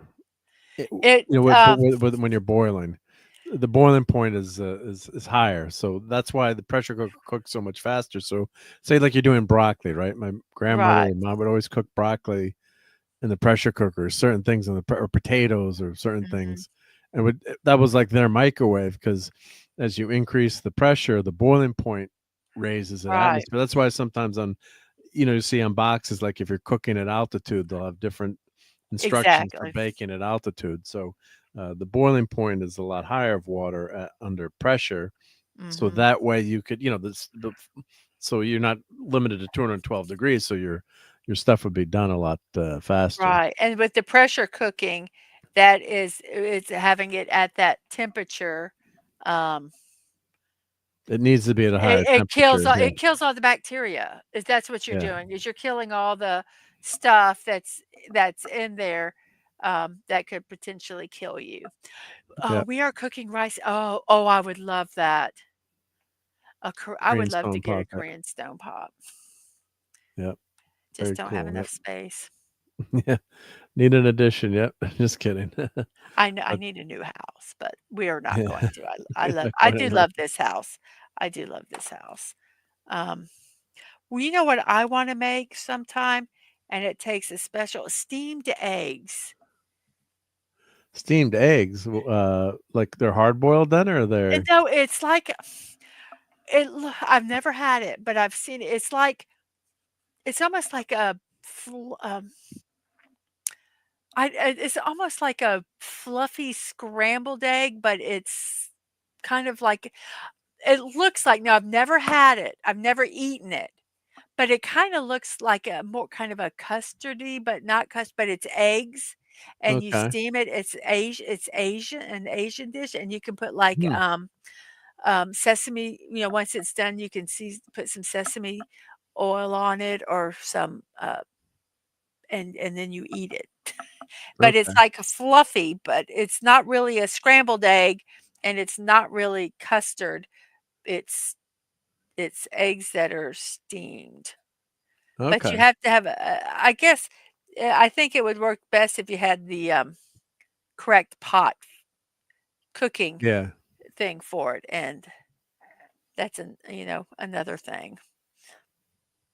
Well, we've got Oliver's talking about the Teenage Mutant Ninja Turtles, so Oh yeah, talk about you know them. what they say about pizza. Wise man say, forgiveness is divine, but never pay full price for late pizza. Right? The turtle Absolutely. power. Of Yeah, course, there's no delivery times on pizza anymore, so right. Well, they took that off. I think there were too many accidents or horrible yes, things yes. happen. Well, I think like Domino's, I think it's like if it's a half hour or more, but they don't advertise it. Like if there's a screw up, like I've gotten a free pizza before when they've messed up, and they're like, "Here's your," Oh yeah, it was too late. But they don't advertise it. I think they'll do it on the back end there. Yep. I've gotten free stuff, and it was, hey, you forgot my food, and so they say, well, do you want it? And I'm like, yes. Yes. As I ordered it, so yes, and so they'd have to come out again and not charge me a delivery fee. Yeah. But right? I mean, it was obvious that I got it. I wasn't lying. I mean, they Yeah, looked yeah. at the thing. But it's Yeah. like, yeah, I want my food. I'm hungry.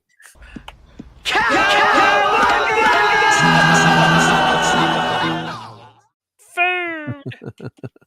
Right.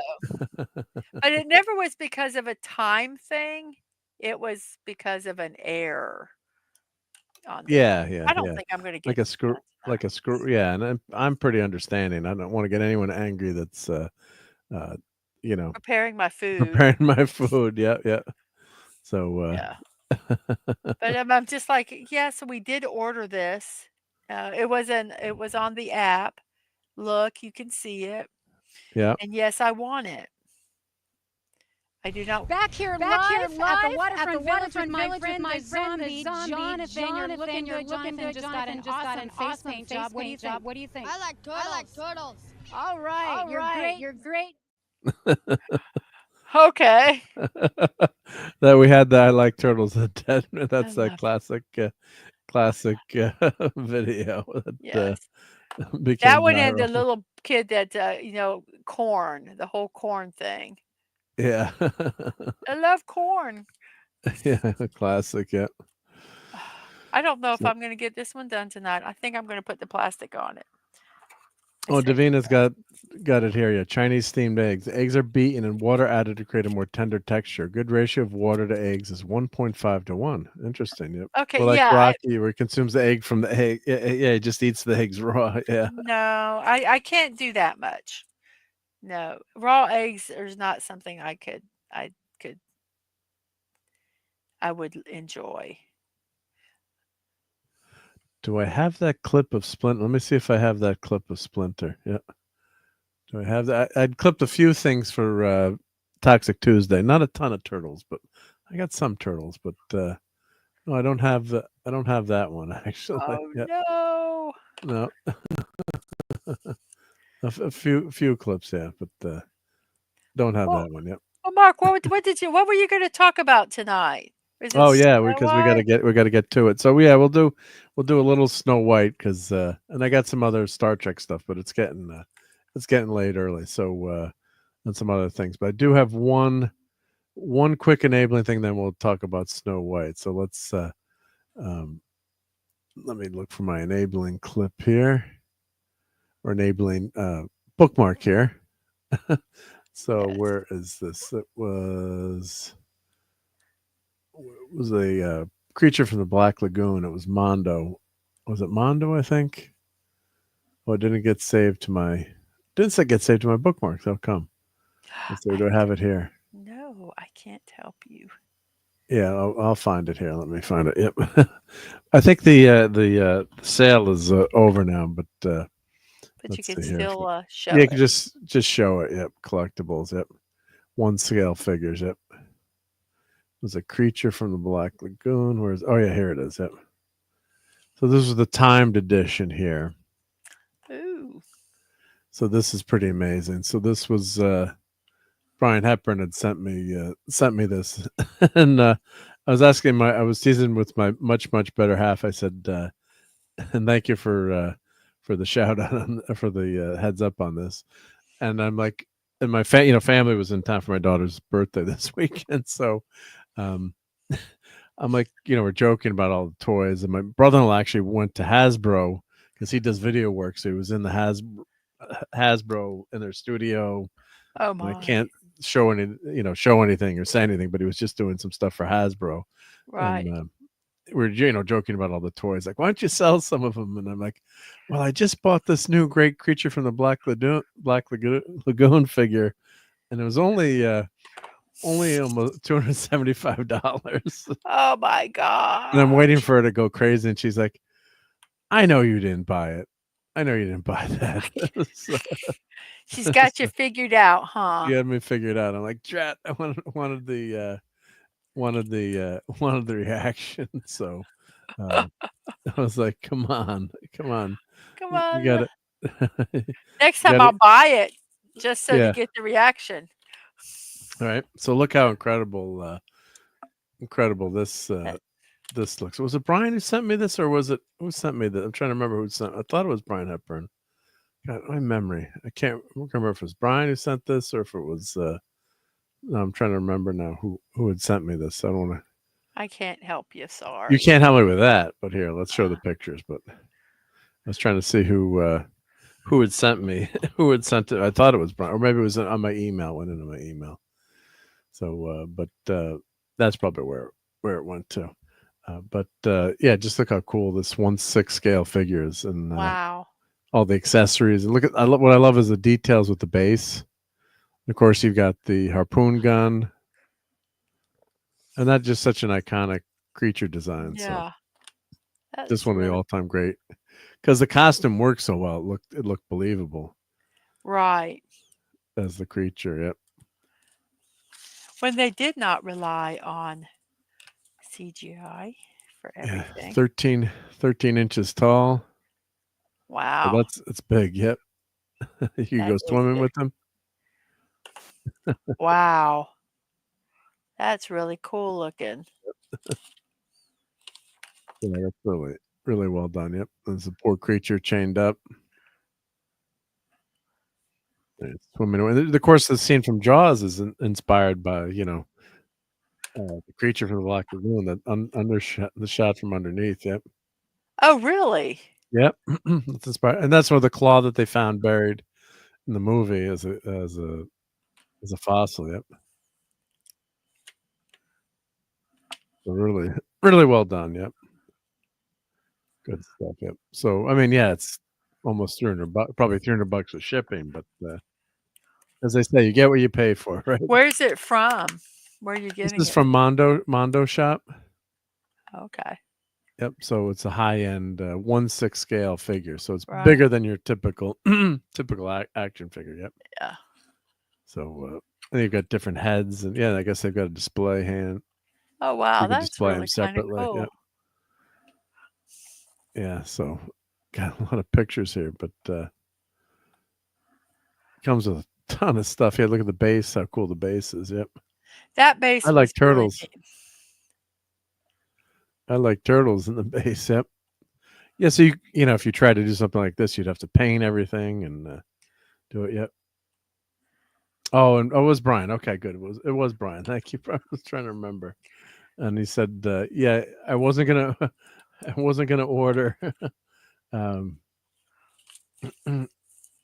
Let's see. Oh, didn't get it yet. Yeah, wasn't gonna order unless I had last minute regrets. Yeah, I persevered. Yeah, so it's tough. Yeah, TC said Nina and Tom Connors love turtles too. Yep. So yeah, it was Mondo. Yep. And that's really cool.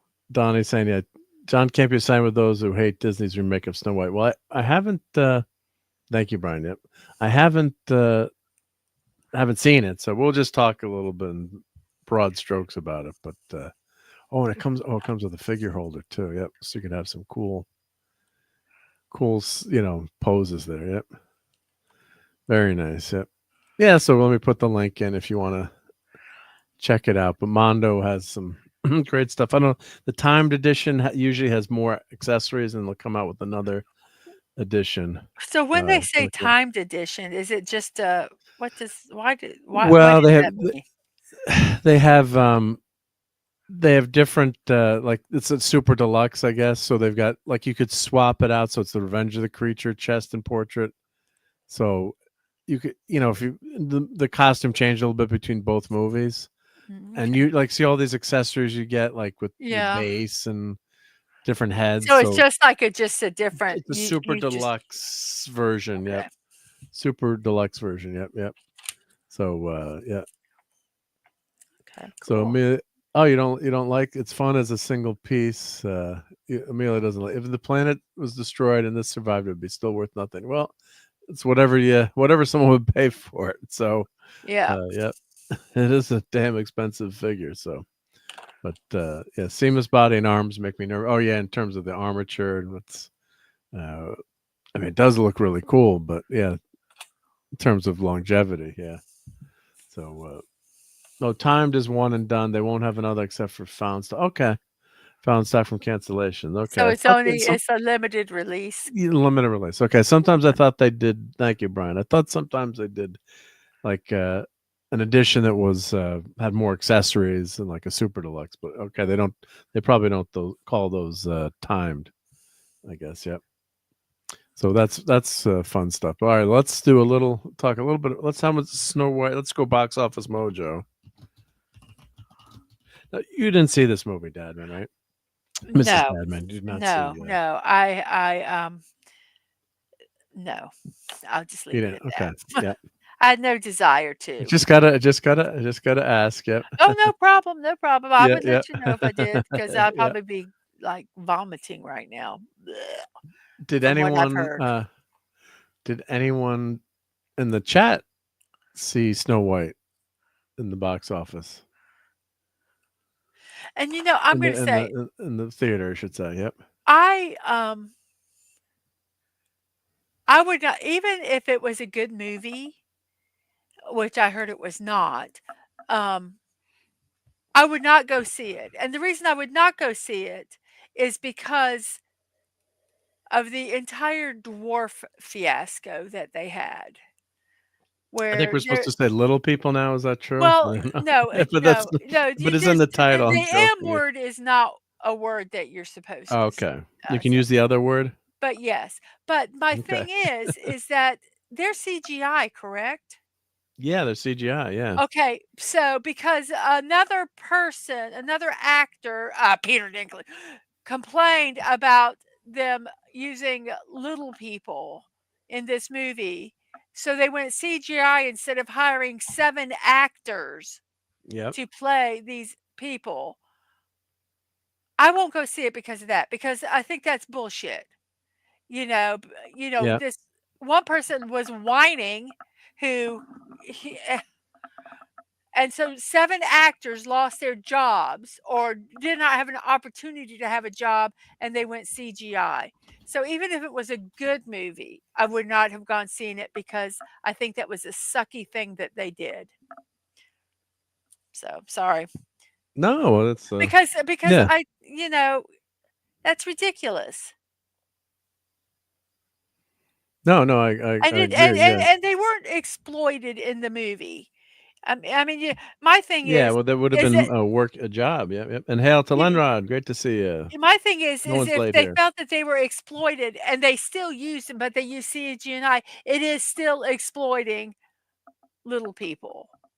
And Yeah. it didn't, but it didn't. And they just 7. How many dwarves were there? 7? I don't remember. How many dwarves? Whatever. They lost 7 actors. Did not have work because of that. Yeah. And that just irks me. So there's the headline from Variety here: Snow White leads with sleepy 43 million. I'm sure they were hoping for a lot more money. We've got all the controversy. Weird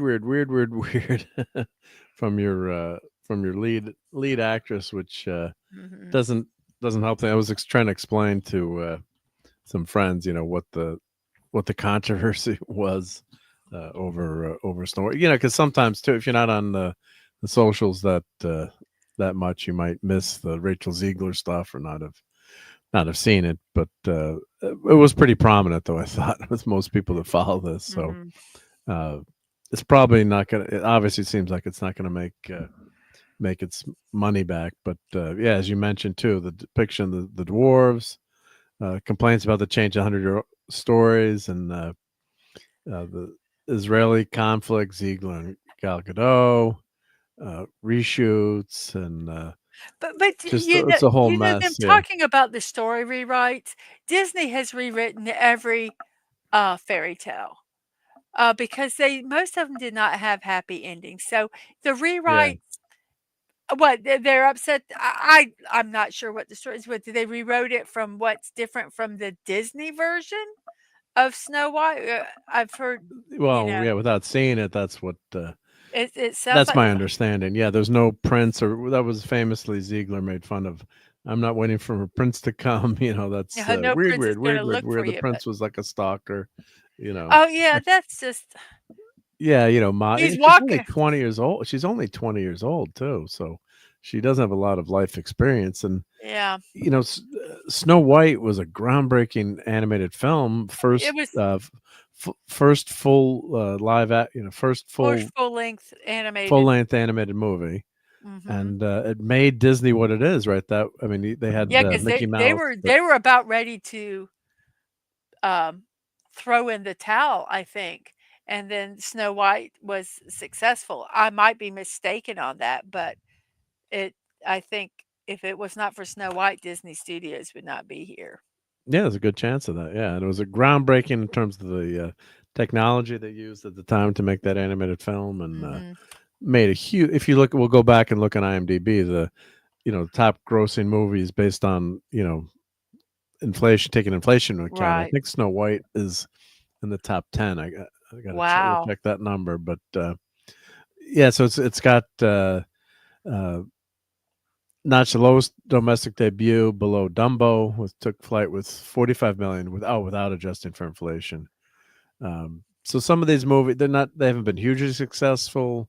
Except I think the Jungle Book did really well. Maybe I haven't watched Beauty and the Beast, The Lion King. Yeah, the Jungle Book made 967. I think the Jungle Book, yeah, memory serves, was probably the most popular. And Beauty and the Beast, uh, great story too. So, if the 250 million film, which stars Ziegler and the original Disney princess is Godot, I think she says her name is Godot, follows a similar flight path of Dumbo. It's a signal that after one too many results to the revisits to the vault, families are tired of Disney's live action remakes. Well, I think too, with all the controversy, but of course they're saying early in the article that they think maybe kids and families wanted to see a PG film or perhaps unaware of the controversies. I don't know, but I think it's just not very likable. it's not that they don't want to watch live action films. It's just that they suck. Yeah, It's I would go see a live action film of a remake of an animation if it was good, yeah, but they're not. I've not, you know, yeah. so I thought the Jungle Book was kind of good, but I don't think you need it though, too, because the animation is so good. I've never watched The Little Mermaid. I think the animated movie is fantastic. and some of them, I'll be honest, I did not want to see the remakes on some of them because Yeah, I really like the animation of them, and I yeah. saw no need to. Um, I haven't seen Beauty and the Beast. That's another great movie. Yep. So animated film, but yeah, the Lion King is phenomenal. Yeah, the original the dwarves were heroes. They take her in a defender, then hunt down the winch. Yep. And hail to old man Bird. Yep. I'm not even watching good movies. Uh, so yeah, she's just not a likable lead, and Rachel Ziegler, and did you I'll wait till we're done talking about Snow White, then yeah, I'm gonna yeah, ask you a but question. yeah, so it's just a big miss all around. So I can't, I haven't seen the movie, but I've just watched some reviews and I don't wanna read give them things my about it. money. Yeah, I don't wanna give them yeah, my money. If it was my job, if I was a reviewer, then I would go see it, but then they'd probably give me yeah, a free ticket, and then I wouldn't be giving them money. Um, yeah, but yeah, I just don't want to with something that just it's gonna be crap. yeah. And then her philosophy. Yeah, just you try to look past the actors, but sometimes you can. Or the actor for Reacher got in a lot of controversy, and uh, it's It's just just sometimes they just need to shut up. yeah, I don't care, you know? yeah, And there are actors that I do not agree with them, you know, uh, s their political, their social, or any of that, but Yeah. they keep their mouth shut. You don't hear about it, so I don't mind going to watch them. Yeah. But they And start Phantom says, yapping. you remove the magic of the story, as Phantom said, by changing it around. Yep. You know, and like I said, even if they changed it around, if it was good, but it's because Disney, the originals took it and modified the original story. And they did that with Little Mermaid. They did it. Beauty and the Beast. I don't know. Yeah. Because I I think honestly, that one did pretty well. I think that one might have been somewhat Yeah. close. But if they did it well, I wouldn't care. But they don't do it well. Yeah. And that's Yeah. the big thing there.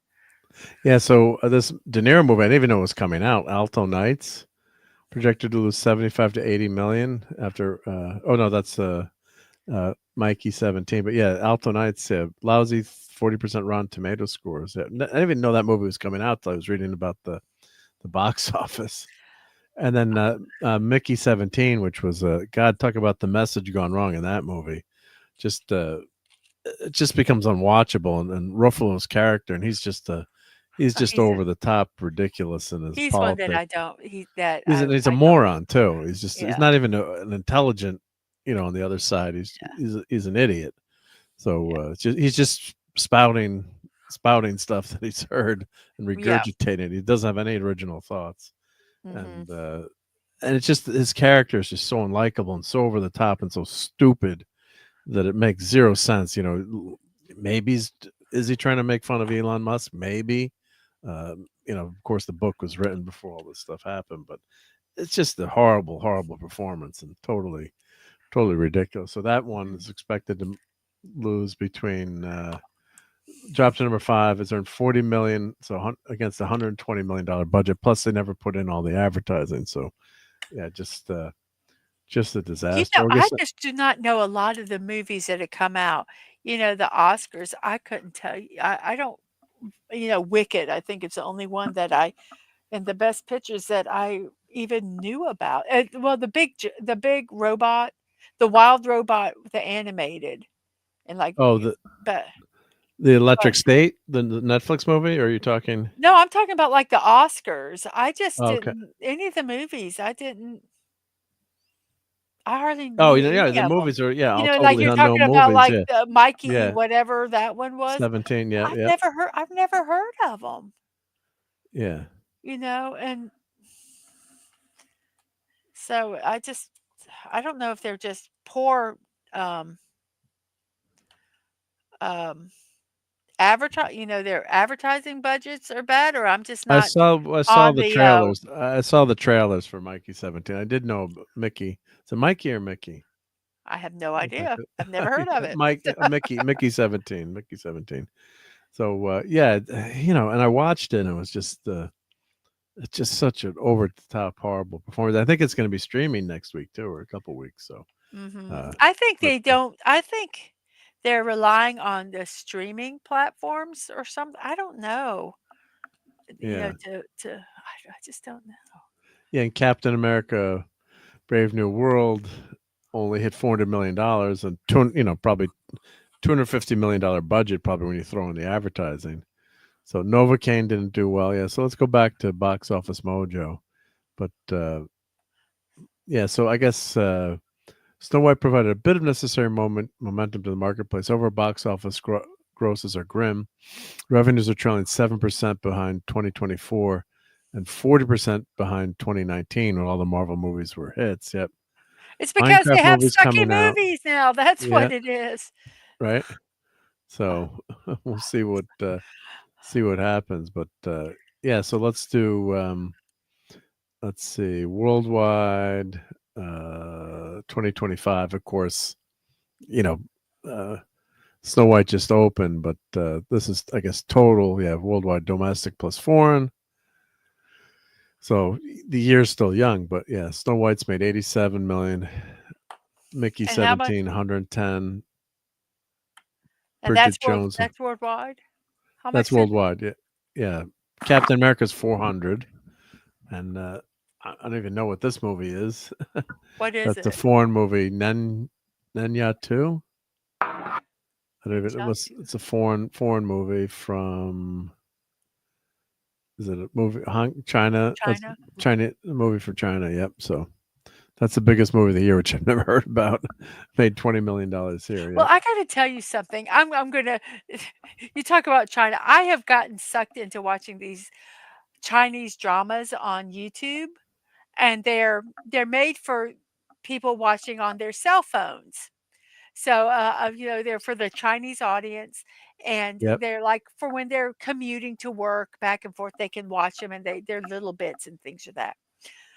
I think some of those, which are not A-list actors, I mean, they're like internet actors, okay?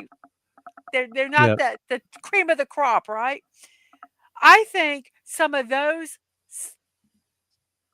Chinese YouTube dramas, the acting and the stories are better than some of the stuff that was Yep. touted as the thing of the year. you know, and they're hokey but I just at least they're somewhat original. Yep. But yeah, so these movies are not. Yeah, I don't think any like Wolfman was horrible. I saw that. Oh, Novocaine's is a flop. Hitman 2 is, yeah. So all these flops. Becoming Led Zeppelin. That's just a small run documentary. So that's okay. But Did you watch any of the animated stuff that was on the Academy Awards? no, I've Flow is the cat one. That's supposed to be Yeah, good. I've watched that one. Is it okay? Yep. No, well, I'm going to tell you. I think it was it was a good movie. It was made up from Blender, I think, which is a free open source Animation studio software. Yep. thing. Yep. So I thought that was neat. The story, it was very symbolic. I think it won because of all this symbolism stuff that they had Mm-hmm. about kumbaya, that it's all, you know, um, you know, even though we're all diverse, we can all come together and, work toward a common Yeah. thing and all that. Um, but I don't think it deserved the Oscar. Yeah. I watched, we had a couple watch parties. We watched Flow, um, not yesterday, but a week ago. And then we watched The Wild Robot, which was another one that was up for the Academy Award. The Wild Robot pretty much kind of had some of the same themes.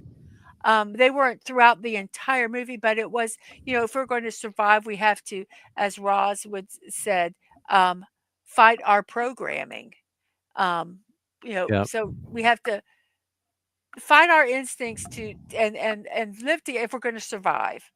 Yeah. And which is kind of like the same thing that Flow had, but I watched Flow, and like I say, it was good, and I would recommend people to watch it.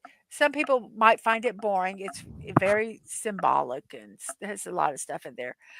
And but Wild Robot, I think almost anybody would like it.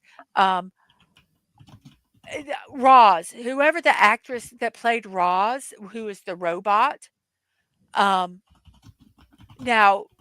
the animation did not show any facial, expressions because it was a robot, right? But just with her voice, the emotions You could hear it, right? that she elicited, and it was like she and stuff as a mom because she kind of like kept care of this gosling, and raised it, which is not Yep. is not any I'm not doing any spoilers, but the emotions that she elicited at me as a mom, I think it just, you know, I was watching it and Buddy was watching it with me, and there were some other people, and Buddy said he was really getting sad because I was getting sad. Hmm. And but I'm going, but that made it a great movie because it elicited those response. I was invested in this robot and this goose. And Yeah. this, you know, and and it was an excellent movie. And I think out of those two, now I don't think Inside Out 2 deserved I don't even think it should have been there, and I don't know what the other ones were, but out of those two, I think The Wild Robot should have gotten the Academy Award. I think the only reason Flo got it was because it was from Latvia. I know, Brian. He was watching it with me. He actually recommended it, and I hunted it down so we could watch it last night. Um, but I think it was because it was from Latvia. It was the Tough to find message. it. Um, and I think that that's why Flo won. I think it was an emotional thing that the uh, uh, Academy, the people in they did, and but I think Wild Robot, I think anybody should I think go watch it. Go It check it out. Yeah. Yeah, it's on Here's the. Go ahead. It's on Paramount or I think Paramount Plus is, I Paramount Plus. believe. Okay. But this is the chart to always look at: top lifetime adjusted gross, Oh, okay. and then look at the number of tickets. So when they always say like, this movie grossed X amount. So I knew Snow White was very high up on the list. So as of what are these dollars? The 2000. Oh, you can change. It's like 2002 ticket price. So let's try 2025 ticket price, and it's gonna. Well, it's not available. Okay. Like So it adjusts 2020. everything. That's It cool. adjusted for inflation. So I guess maybe they've only got it for 2022. They've done the chart, which is fine. But yeah, it just gives you point of reference. So yeah, what were movie tickets, when Snow White was out in 1937, 5 cents or, I have no Yeah. idea. But the other thing to look at is look at the millions of tickets sold. Right. So Gone with the Wind. And of course, this includes re-releases, which could give these movies a boost, but 202 million tickets sold. What was the population of the U.S. in 1939? Wow. U.S. population, 1939. And that's not even counting. Okay, the U.S. population in 1939 was 130 million. Oh my gosh. Right? And how many tickets? 202 million. Oh my gosh. So in 1937, the population was 128 million. So that means that Snow White, almost everyone saw Snow White. Pretty much everyone saw Snow White. So that's just an amazing stat. Probably never be broken. Yeah. Star Wars. Hey, there's no number 4, no New Hope when I saw it. It was just Star Wars. 178 million tickets sold. It's like everyone went to see Star Wars. Right. There was no one. What was the population in 1977 was 220 million. So almost everyone saw Star Wars, right? Someone had to watch it twice because I didn't see it in the theater. Yeah, a lot of people, but just the number of tickets sold. So, oh yeah, Titanic is the most popular recent movie. I cannot understand that. I'm sorry. Well, I think they like Jack. The Ten Commandments. Jaws, 75. The 70s were good for good movies. Yep. Dr. Zhivago, The Exorcist, which I can never watch again because it scared the crap out of me. I do not want to watch that movie. Someone's like, "Oh, you got to watch it." I'm like, I cannot watch it. I don't want to. Yeah. So, Gone with the Wind was in theaters for a long time for the original run. Like, just today movies are in for a very short amount of time, but to just show if the movie's that popular, it's going to stay. The Force Awakens, unfortunately, is number 11 on that list, just after Snow White. But look, 101 Dalmatians. Look at all the Disney films that hit this list. Ben-Hur, Avatar, Avengers Endgame, Return of the Jedi actually made more money than did it make more money than Empire, I guess. Phantom Menace was hugely successful. I mean, top 20, The Lion King. The Sting, Raiders, The Graduate, Fantasia, another Disney movie there. Mary Poppins, 27, Disney. So I think is Thunderball the top Bond movie? Or no, let's see. What's the number one gross? Is that the number one grossing Bond movie adjusted for inflation? Looks like it.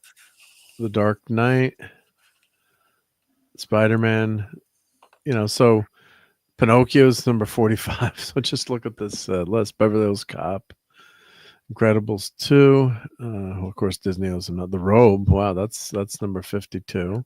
Wow. Pirates of the Caribbean, Bambi 55. Finding Nemo. Was Finding Nemo Disney, or was that Disney Pixar? Yeah, Lion King. I don't know Cinderella. if it was. I don't know if it was. I guess it was Pixar was always. I think it was it. Beauty and the Beast, Finding Dory, Lady and the Tramp beat out Lawrence of Arabia. Oh wow!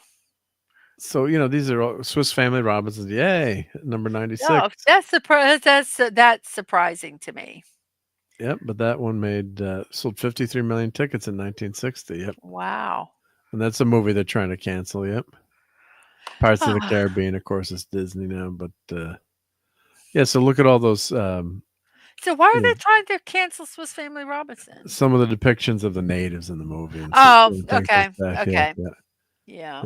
And TZ said he saw Star Wars when it opened, and same here. Well, it took a few months before we could beg Dad to take us to it. Oh, Empire's 13th. Okay, thank you. Empire Strikes Back is 13th. Oh, my bad eyes. Yep. And Jedi is 17th. Yeah, I would have thought that Empire was better.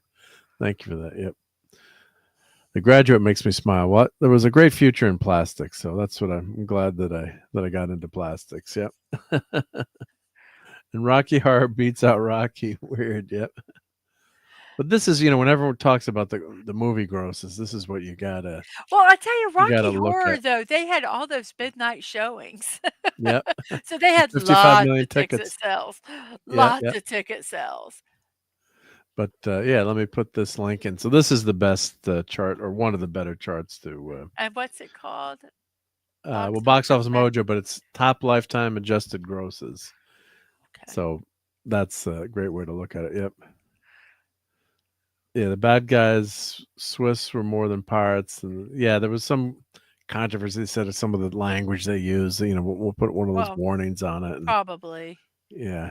So, but all right. Well, I think this is a good time to say good night to everyone. Really appreciate the Dadman Clan for being here tonight, because I got to get back to work in the morning, and we did we'll end up with a 3.5 hour show, so that's pretty darn good.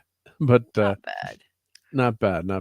But I appreciate everyone being here, and let me thank members, of course, of the channel. And I hope you were able to watch that member stream and hang out with us. And if not, it's on the YouTubes. But always appreciate the channel members. So I'm trying to do more stuff for the people that help support the channel. And we did that giveaway last weekend, so that stuff is going out to JT Kirk and Eric K. Some of those Daredevil 3D prints, and also I'm working on, if you saw the member stream, I'm almost done with like 20 plus Doomsday machines and other items to go out as just a thank you. It's not doesn't say that anywhere in the channel membership. I just want to thank everyone for being so supportive. And yeah, it's been a rough year, but hanging in there with us as a group. And so let me thank all our channel members in no particular order. I don't think this list, but Wes Cagle, Professor R2, Philip Story, the great Dad Man Walking.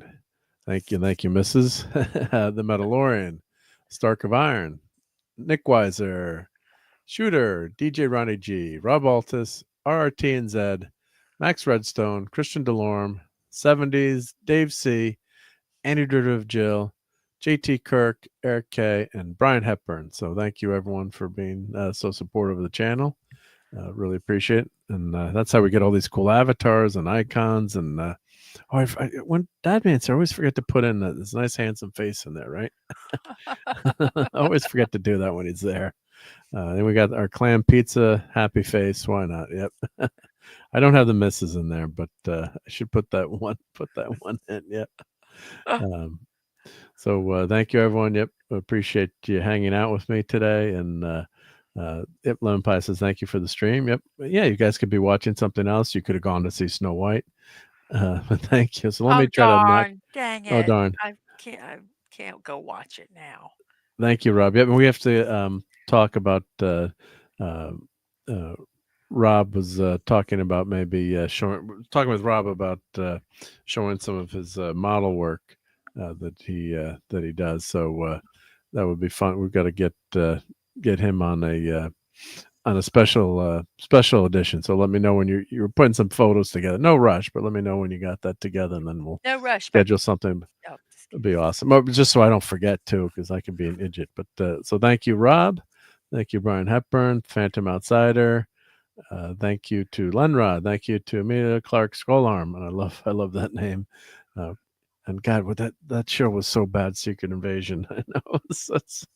Oh God, but I love that name. Yep.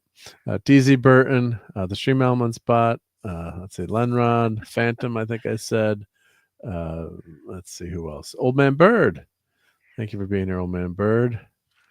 And of course, we said Dadman earlier and Mrs. Yeah. Yep. And Steve Mitchum was in the chat earlier. So thank you to Steve and say hi to Maddie's daddy. Donnie was here. So good night, Donnie.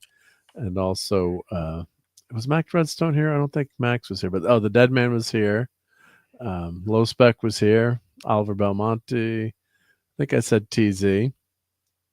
Let's see who else am I. As I scroll back in time, Jonathan Conroy was here. And Shifty Gizm was here. Hail to Shifty. Mark's 47. Gap After Dark. And of course, thank you to all those lurkers or people who watch the show after. Much appreciated. And let's say I got JT Kirk and Fallout Dave, Professor R2, of course. Thank you to the Geek and I for making that awesome opening tune with the great lyrics. And the Comic Vet was here. Hail to the Comic Vet. And I think we had a couple of new people that popped in the chat real quick. Polly's Minion, I think I said. Yep. Buddy, of course, Buddy Hepburn as well. Brogu was here. Fallout Dave was here. Agent Atwood was here. And we also had Claude Saling hanging out with us tonight. Captain Infinity, the Timey Wimey Limey. And who else was in the chat with us? I said Claude Saling, Maddie's daddy, Gap After Dark, and Tim. Of course, Tim was here. And if I missed anyone, that's because I'm an idiot.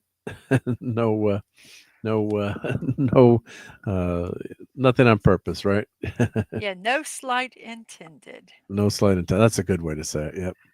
Bird is the word. Yep. Bird is the word. This is lemon pie. Hail to lemon pie. Did I say lemon pie? I hope I said lemon pie. Well, So let's check out. So you're good. I did now. So I'm gonna embiggen your crafting project there, Mrs. And let us know what you're doing tomorrow morning. Well, tomorrow morning I have my morning musings with Mrs. Dadman Walking, and that's at 10 a.m. Eastern Time. And then at 8 p.m. tomorrow night, I will be watching a Batman the Animated Series. This won't stay here, so I'm trying to get it where it'll. Yeah. Trying to get to work, right? Yep. Oh, I think trying it's to get your channel up here. Yep. I So don't we're gonna think put that in the link here. Yep. That's about the best it's going to be. Yeah. So anyway, good, yep. And then 8 p.m. Looking we'll good. be watching Batman the Animated Series. Tuesday at 1 p.m. I will be doing the diamond painting of Van Gogh's Starry Night. And then Wednesday we watch anime in the afternoon at 4 p.m. where we're watching JoJo's Bizarre Adventure and Cowboy Bebop. Nice. Yep. So we got some other stuff, but that's the beginning of the weekend. And Monday through Wednesday and Friday we'll do the 10 a.m. morning musing. So that is all weekdays, but Thursday. So yeah, and it's been really fun doing this. Thank you so much. Glad you were here tonight. Having me. Thank you. No, it was awesome. Yep, and thank you to Dadman as well. Yep. So yep, great having you, and congratulations on getting monetized. That's awesome. Have you done any channel memberships yet or anything? Or, no, because I'm figuring it out. I just don't know what to do, and I'm overwhelmed. with Okay, it, but you and do have super chats turned on if I people have want to super throw money. chats and super stickers and super Okay, thanks. there you go. Done. But I'd like to do the memberships, but I want to make sure I do it right. Yeah, there's no And rush. I Yep. just haven't had time to Get it all set up. Yeah. to research it, and because I want to do emojis, Mm-hmm. but I don't know quite how to do them. To be honest Like with you, these. Yep. yeah, like the little thingies. These little guys. Yep. Yep. So There's the Gorn. Yep. so that's kind of where I'm at right now. All So good. All good. Yep. Yep. Well, thank you for being here, and I'll let you guys know that Toxic Tuesday. I got a meeting that night, so I might be late for Toxic Tuesday. So 70s might have to run the slideshow, but hopefully I won't be there too late because it's one of those political volunteer meetings, and sometimes in those meetings, sometimes those politicians like to talk a lot. And it's actually the movie this week is. I think it's The Beekeeper. I got to check with Nick. I don't think we're doing Transporter 2. I think we're going to The Beekeeper. So we're doing Statham right now. The great diver and great actor Statham. So we had a lot of fun with the Transporter last week. I like Oh, him. he's great. I do like him a lot. Yeah, but he was an Olympic caliber diver. So I had some fun with some. Oh, really? He was? Oh yeah. He was. Oh. He had Olympic dreams. Yeah, so he was one of the top diver. Yep. So that's cool. Yeah. So that's why he's in such good shape, and so does all the stunts, and he's I really like him. Yep. So he's a great actor. So yes, I believe we're doing The Beekeeper, but I might be late for that one. Hopefully the meeting won't go too long. And of course, look for some videos during the week. I got to post some of these as the steak videos, as the cooking videos, as shorts, and hopefully finishing up those Doomsday machines and some of the cool things that I had going, and 3D print. So yeah, look for those during the week, and trying to catch up. I printed so much stuff. I've got to start putting it together and painting it. There's a really cool 3D print I just got of the Terminator, which is amazing. The skeleton, the T-800. Yeah. Oh, it looks so good to print. So I gotta get that. I want to start printing that, but then you want to finish, what you've done too. So. Oh, I believe me, you are preaching to the choir. I get exactly what you're talking about. Mine might not be 3D printing, but yes, I'm a notorious for starting a project and then starting another one and not completing it. Not completing it. Yep. Like and then I'll get RTN's out with a super chat. Let me read this. Yeah, Beekeeper was fun, said Ledron. Not the greatest movie, but it's worth the movie ticket. Yeah, you want to be entertained, right? Yep. And let's see thank you so much, RTNZ, for your super chat. And thank you for being a channel member. It says Chuck Norris got a math PhD for solving an unsolvable math problem because one word violence, because Chuck Norris can solve any problem with violence. Well, let me play. Well, first of all, we got to play. You're talking math PhD, so Math class is tough. and let's play a few fun clips here as we go out for the evening. Would you like some toast? Some nice hot crisp brown buttered toast. Superman. Relax. All right? My old man is a television repairman.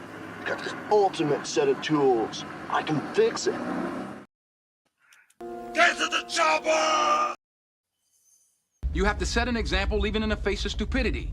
Now, everybody that reads comic books knows that Kirby's Silver Surfer is the only true Silver Surfer. Then we put your name on the script and sent it in. Didn't you wonder why you were getting checks for doing absolutely nothing? I figured because the Democrats were in power again. You're a lying dog-faced pony soldier. There's only one thing I want to say to you, Commodore. You're a dumbass. And of course, it's the great William Shatner. This is just his birthday, so what an amazing man to have such a long life and career, and still going, still working, in his 90s. So God bless William Shatner, and just amazing, and just so let's play a couple of course, one of his most famous clips here. Yeah, we got to play some Shatner going out here tonight. So let's see. Scotty, where's that power? Coming, sir. You cooperate with us, and maybe we'll cut you in for a piece of the action. I just love William Shatner, right? Let's see, where's another clip Risk here? is part of the game. You want to sit in that chair. Right? Even in a bad movie, he's got some great lines and great messages. The medical staff doesn't arrive till Tuesday. What on earth is that? I use this quote all the time. A mnemonic memory circuit using stone knives and bearskins. Right? So God bless William Shatner. Just amazing. Oh, and then I got to post this to Twitter, but I was watching Great Old TV on which is old TV shows like Magnum PI, the A-Team, or they've got Quincy MD. I've been watching Quincy MD, and then Ironside comes on, and I hear this voice, and I'm working in my basement, and I'm still living in the basement. Yes, so no, I'm just kidding. And where's this picture I want to show? And I'm watching. I'm like, I know that voice. I know that voice. So I'm watching. I pull this over again. I'm watching Ironside, and this comes up. Guess who was on with Ironside? Captain Kirk, William Shatner. Say William Shatner. Yep. Great entertainment. I think it's Great Entertainment Television and good old. So he was on with Ironside. Our old channel is called Me TV. M-E-TV. Me TV. Yeah. He was good in it too. He was very good. So great stuff. Yep. And Rob has 7 models on his workbench. Yep. Lenrod 95 and still full of energy. Kira. I gotta clip that one. Yep. And thanks, Mark. Hope you're well, and all of our dear departed friends from Mike's community are well. I stream with J-Man from time to time. Yep. But I hope everyone else is okay. Yep, I do catch you on J-Man. A lot of times I'm lurking at J-Man's because it's a little bit earlier. So, yep. But yeah, J-Man's an awesome dude, and he sent me I got an amazing shirt through Bearded Shirts. I've got to do a stream on that as well. Something very special he sent me. So God bless J-Man. That was awesome. Yep. So I've got to bring 2 humpbacks into the 23rd century. Yep. Yeah. Magnum PI. Yep. Not a fan of Quincy. I like Quincy, but yeah. Teach his own. Yep. Met Shatner in 2011. That's what the Shakespeare told me about working with Chris Plummer. He said, known for being a great actor, but not known for being a great guy. Yeah. Barnaby Jones, says Brian Hepburn, Matt Houston, Streets of San Francisco. Yeah, there's some great I like Starsky and Hutch. Starsky and Hutch, yep. Mm-hmm. Good stuff. Oh, there's one more clip I gotta get. I might load one more clip, for William Shatner. So I gotta add one more clip to my. Hopefully, I've got room to add this. Let's see if I've got this. I think I've got it under Star Trek. If I can find this, is it under Star Trek or is it under? Sorry, as I babble to myself trying to find a clip. I always, when I'm streaming, and especially when I'm by myself, sometimes if I'm doing something, I get real quiet, and they go, "Are you muted?" Are you muted? So I've started humming or talking to myself, right? Because I'm not muted. I'm just like really concentrating on whatever it may be. Right. Yeah, I'm trying to find the classic clip, and I don't want to play one of these clips from Toxic Tuesday because they don't belong to my channel. I saddled Nick with those yet. So I think, do I have it under TOS? Where did I put TOS? Let's see if it's under TOS. Yep. Let's see here. Oh, there's this clip. Well, that's too long. I'm trying to find this classic clip that everyone knows. Here we go. I found it. Okay. I got it. You got it. I got it. Hopefully I have room in here. It's going to say you have 100 clips. You have no room left. Okay, here we go. Get a life, will you, people? crying out loud, it's just a TV show. God, I remember watching that. I remember watching that live when that was on, when Shatner was on, and some of the Trekkies did not appreciate that, but I got it. I loved it. Yep. And Landrod's saying we'll make 4 hours just yet. That's what always happens. We have too much fun here, and then we never get out of here. Never leave. Never leave. Yep. It's like Hotel California here. I want to mention the Eagles because they're going to sue me because they don't like anything of theirs being used. But all right, now we can go. So, all right, everyone. Thank you, Mrs. Thank you, Mister. Oh, thank you. Thank you for having me. Always welcome and always an open door here. So glad to have you here. Yep. So, I love that they had the guy wearing an iGrox box shirt, and that's good. They were big Star Trek fans. They knew their stuff. So, but all right, everyone. We'll have a healthy, happy, and safe week. Condolences to the family of George Foreman. Good night, good night, Culture Casino. Yep, and good night to Culture Casino. Yeah, great guy. But everyone have a great time, and during the following week. And yeah, again, thank you for spending your Sunday night with us for 3 hours and 40 minutes and 48 seconds plus. Wow. And let's play this before we go. I just love clobbering time. But it wasn't too long, right? It's that wasn't that long ago, right? So everyone take care. God bless. Bye-bye. Fun storming the castle. It's 106 miles to Chicago. We got a full tank of gas, half a pack of cigarettes, it's dark, and we're wearing sunglasses. Hit it.